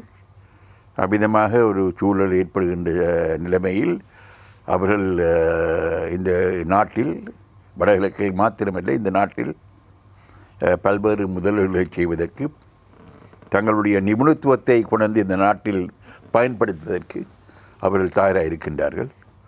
அது நாட்டுக்கு பெரும் உதவியாக இருக்கும், ஒரு பெரும் பங்களிப்பாக இருக்கும். ஆனபடியால் அவர்களையும் நாங்கள் பயக்காமல் அவர்களையும் அணைத்து இந்த கர்மத்தில் நாங்கள் செயல்பட வேண்டும் என்று நான் நினைக்கின்றேன். போர் இடம்பெற்ற போது பார்த்து கொண்டிருந்ததாக கூறப்படுகின்ற சர்வதேச சமூகம் தமிழருக்கு நியாயம் வழங்கும் என எதிர்பார்ப்பது ஒருபுறம் இருந்தாலும், தமிழர்கள் எதை பெற்றுக்கொண்டாலும் சகல இலங்கை மக்களுடன் தான் இணைந்துதான் அதனை பெற வேண்டும் என்ற யதார்த்தத்தை நீங்கள் புரிந்து வைத்துள்ளீர்களா? அது நாங்கள் ஒருமித்த நாட்டுக்குள் கர்மங்கள் தீர்க்கப்பட வேண்டும் என்ற நிலைப்பாட்டை ஏற்படுத்தினால் அதுக்கு ஒரு அர்த்தம் இருக்க வேணும். அதில் அமிதமான ஒரு நிலைப்பாடு வெற்றி பெறுவதாக இருந்தால் அந்த கர்மத்தில் நாங்கள் மிகவும் விசுவாசமாக இருக்க வேண்டும். அதை மனம் திறந்து நாங்கள் ஏற்றுக்கொள்ளவிடாக இருக்க வேண்டும். அதன் அடிப்படையில் தான் அது வெற்றி பெறலாம். அது வெற்றி பெற வேண்டும் என்பது நமது நோக்கமாக இருந்தால் அந்த அடிப்படையில் நாங்கள் செயல்பட வேண்டியது அத்தியாவசியம் என்பதை நான் ஏற்றுக்கொள்கின்றேன். ஐயா, தமிழ் முஸ்லிம் உறவு என்பது கடந்த கால அரசியல் போராட்ட நிகழ்வுகளின் காரணமாக எப்போதும் ஒரு சந்தேக நிலையோடும் ஒரு அதிருப்தியோடும் தான் காணப்படுகிறது. விட்டுப்போன அந்த உறவுமுறை மீண்டும் புதுப்பிக்கப்பட வேண்டும். அதற்கு என்ன செய்ய போகிறீர்கள்? தீர்வு திட்டம் ஒன்று வழங்கப்படுகின்ற பொழுது முஸ்லிம் மக்களின் உரிமைகள் குறித்து நீங்கள் எந்தளவு தூரம் கரிசனை செலுத்துவீர்கள்? அதே போன்று தமிழ் தேசிய வரலாற்றில் மலையக தலைவர் சௌமியமூர்த்தி தொண்டமான் அவர்கள் பெரும் பங்காற்றியிருக்கிறார்கள் ஆரம்ப காலகட்டத்திலிருந்து. அம்மக்கள் குறித்தும் நீங்கள் சிந்திக்க கடமைப்பட்டவர்களாக இருக்கிறீர்கள். என்னுடைய கடைசி கேள்வி இதுதான். இந்த 3 இனங்களும், இந்த தேசிய இனங்களாக அங்கீகரிக்கப்படாவிட்டாலும் கூட இந்த இனங்களை ஒற்றுமைப்படுத்துகின்ற விடயத்தில், இணக்கப்பாட்டோடு செல்கின்ற விடயத்தில், தேர்வு திட்டம் என்று வருகின்ற பொழுது அந்த உரிமைகளை பகிர்ந்து கொள்கின்ற விடயத்தில் நீங்கள் எப்படி செயற்பட போகிறீர்கள்? முஸ்லிம் மக்களை பொறுத்தவரையில் அவர்களுக்கும் எங்களுக்கும் இடையில் தொடர்புகள் பல. நமது மக்கள் ஒருமித்துத்தான் வாழ்கின்றார்கள். விவசாயமாக இருக்கலாம், கைத்தொழிலாக இருக்கலாம், கடத்தொழிலாக இருக்கலாம், வியாபாரமாக இருக்கலாம், எமது வாழ்க்கையாக இருக்கலாம். நாங்கள் ஒருமித்துத்தான் வாழ்கின்றோம். விசேஷமாக வடகிழக்கு தமிழ் பேசும் மக்களுக்குரியது. தமிழ் மக்களுக்கும் முஸ்லீம் மக்களுக்கும் நாங்கள் ஏற்றுக்கொள்ளக்கூடிய ஒரு அரசியல் தீர்வு முஸ்லீம் மக்களுக்கும் ஏற்றுக்கொள்ளக்கூடியதாக இருக்க வேண்டும். அது நாங்கள் மிகவும் உறுதியாக இருக்கின்றோம். தந்தை செல்வா தமிழ் மக்களுக்காக மாத்திரம் பேசவில்லை. தந்தை செல்வா தமிழ் பேசும் மக்களுக்காகத்தான் பேசினார். பண்டார நாயச்செல்வநாயகம் ஒப்பந்தத்தை வாசித்து பார்த்தால், தண்டித்த நாயச்செல்வநாயகம் ஒப்பந்தத்தை வாசித்து பார்த்தால் தமிழ் பேசும் மக்களை பற்றித்தான் பேசப்பட்டிருக்கின்றது. பல முஸ்லீம் உறுப்பினர்கள் தமிழரசு கட்சியின் பேரில் வெற்றி பெற்றார்கள். முதலியார் மஸ்காரியப்பரா, முஸ்தபா, முகமது அலி, எத்தனையோ பேர் அதிகார பயிர்வு அந்த நேரத்தில் ஏற்பட்டிருந்தால் நீங்கள் எங்களை பற்றி பிரிந்திருக்க மாட்டீர்கள். அதிகார பயிர்வு ஏற்படாத காரணத்தின் நிமித்தம்தான் அதிகாரத்தை நோக்கி நீங்கள் வேறு இடத்துக்கு போனீங்கள். எங்களை பொறுத்தவரையில் நாங்கள் வேறு இடத்துக்கு போகவில்லை, தொடர்ந்து போராடுகின்றோம். அதை நாங்கள் பெறுவோம். அதை நாங்கள் பெறுகின்ற பொழுது நீங்களும் எங்களோடு சேருவீர்கள். அதுதான் நடக்கும். அது வெகு தொலைவில் அல்ல. ஆனபடியால் நாங்கள் பேசி எமது பிரச்சனையை தீர்த்து கொள்ள வேண்டும். முஸ்லீம் தலைவர்களும் எண்ணம் சிறிதாவது பலமாக செயல்பட வேண்டும். அரசாங்கங்களை மாத்திரம் நம்பி செயல்படுவதில் பிரயோஜனமில்லை. நாங்கள் எமது பிராந்தியங்களில் புதிய அளவு சுயாட்சியை பெற வேண்டும். மலைய தமிழ் மக்களை பொறுத்தவரையில் அவர்களை நாங்கள் பலப்படுத்த வேண்டும். இவருக்கு மாறாக இல்லை. சிங்கள மக்களுக்கு மாறாக நாங்கள் எதையும் செய்யக்கூடாது. நாங்கள் சிங்கள மக்களுடைய எதிரிகள் அல்ல. அதே சமயத்தில் தமிழ் பேசும் மக்கள் என்ற அடிப்படையில் நாங்களும் இந்த நாட்டில் நீண்ட காலமாக வாழ்ந்து வந்திருக்கின்றோம். இந்த நாட்டில் நாங்கள் ஒரு பங்களிப்பை செய்திருக்கின்றோம். இந்த நாட்டின் சுபிட்சத்துக்காக, நாட்டின் சுதந்திரத்துக்காக நாங்களும் போராடி இருக்கின்றோம். நாங்கள் எவரும் நாட்டின் சுதந்திரத்தை நாங்கள் எதிர்க்கவில்லை. நாடு சுதந்திரம் அடைய வேண்டும் என்று நாங்கள் கேட்டோம். டொலமோ கமிஷன் இலங்கைக்கு வந்தபொழுது 30ஆம் ஆண்டுகளில் யாழ்ப்பாணத்து இளைஞர் காங்கிரஸ் பரிபூர்ண சுவராஜ் வேணும் என்று கேட்டது. சுதந்திரத்தை எதிர்க்கவில்லை. பூரண சுவராஜ் வேணும், பூரணமான சுதந்திரம் வேணும். டொமினியன் அந்தஸ்து மாத்திரம் காணாது, பூரண சுதந்திரம் வேணும் என்று கேட்டது. அப்படி நாங்கள் சுதந்திரத்தை எதிர்த்த மக்கள் அல்ல. அதனுடையால் நாங்கள் சில பல காரணங்களின் நிமித்தம் இன்றைக்கு எம்மை பற்றி, எமது மக்களை பற்றி, எமது மக்களுடைய எதிர்காலத்தை பற்றி சிந்திக்க வேண்டிய ஒரு தேவை நமக்கு ஏற்பட்டிருக்கின்றது. அந்த வகையில் நாங்கள் தமிழ் மக்கள், முஸ்லீம் மக்கள், மலைய தமிழ் மக்கள் எல்லோரும் ஒருமித்து இணைந்து நாங்கள் எம்மை பலப்படுத்தி செயல்பட வேண்டிய ஒரு காலகட்டம் வந்திருக்கின்றது. அதனுடைய சில விளைவுகளும் நாங்கள் எல்லோரும் அறிந்திருக்கின்றோம். சமீப காலங்களில் எங்களை ஒற்றுமையின் மூலமாக இதை நாங்கள் சாதிக்கலாம் என்று. நாங்கள் சிங்கள மக்களுக்கு மாறாக இல்லை, ஆனால் நாங்களும் இந்த நாட்டில் சம பிரஜைகளாக வாழ்வதற்கும் அதன் மூலமாக நாடு முன்னேறுவதற்கும் நாடு சுபிட்சமடைவதற்கும் நாடு இந்த பிராந்தியத்தில் ஒரு மிகவும் சிறந்த நாடாக திகழ்வதற்கும் நாங்கள் எல்லோரும் ஒத்துழைக்க வேண்டும். நன்றி ஐயா. நன்றி. மிக நீண்ட நேரமாக நாங்கள் பேசியிருக்கிறோம். உங்களுடைய அதிகளவான வேலைப்பளுவுக்கு மத்தியிலும் எதிர்க்கட்சித் தலைவராக இருந்து கொண்டு நீங்கள் கடுமையான ஒரு கஷ்டமான ஒரு சூழ்நிலைக்கு மத்தியில் தான் எமக்காக இந்த நேர்காணலுக்கான நேரத்தை ஒதுக்கி தந்திருந்தீர்கள். அதற்கு என்னுடையதும் எமது தொலைக்காட்சி நிறுவனத்துடையதும் விசேடமான நன்றிகளை தெரிவித்துக் கொண்டு இன்றைய நிகழ்ச்சியிலிருந்து விடைபெற்றுக் கொள்கின்றோம். நன்றி, வணக்கம்.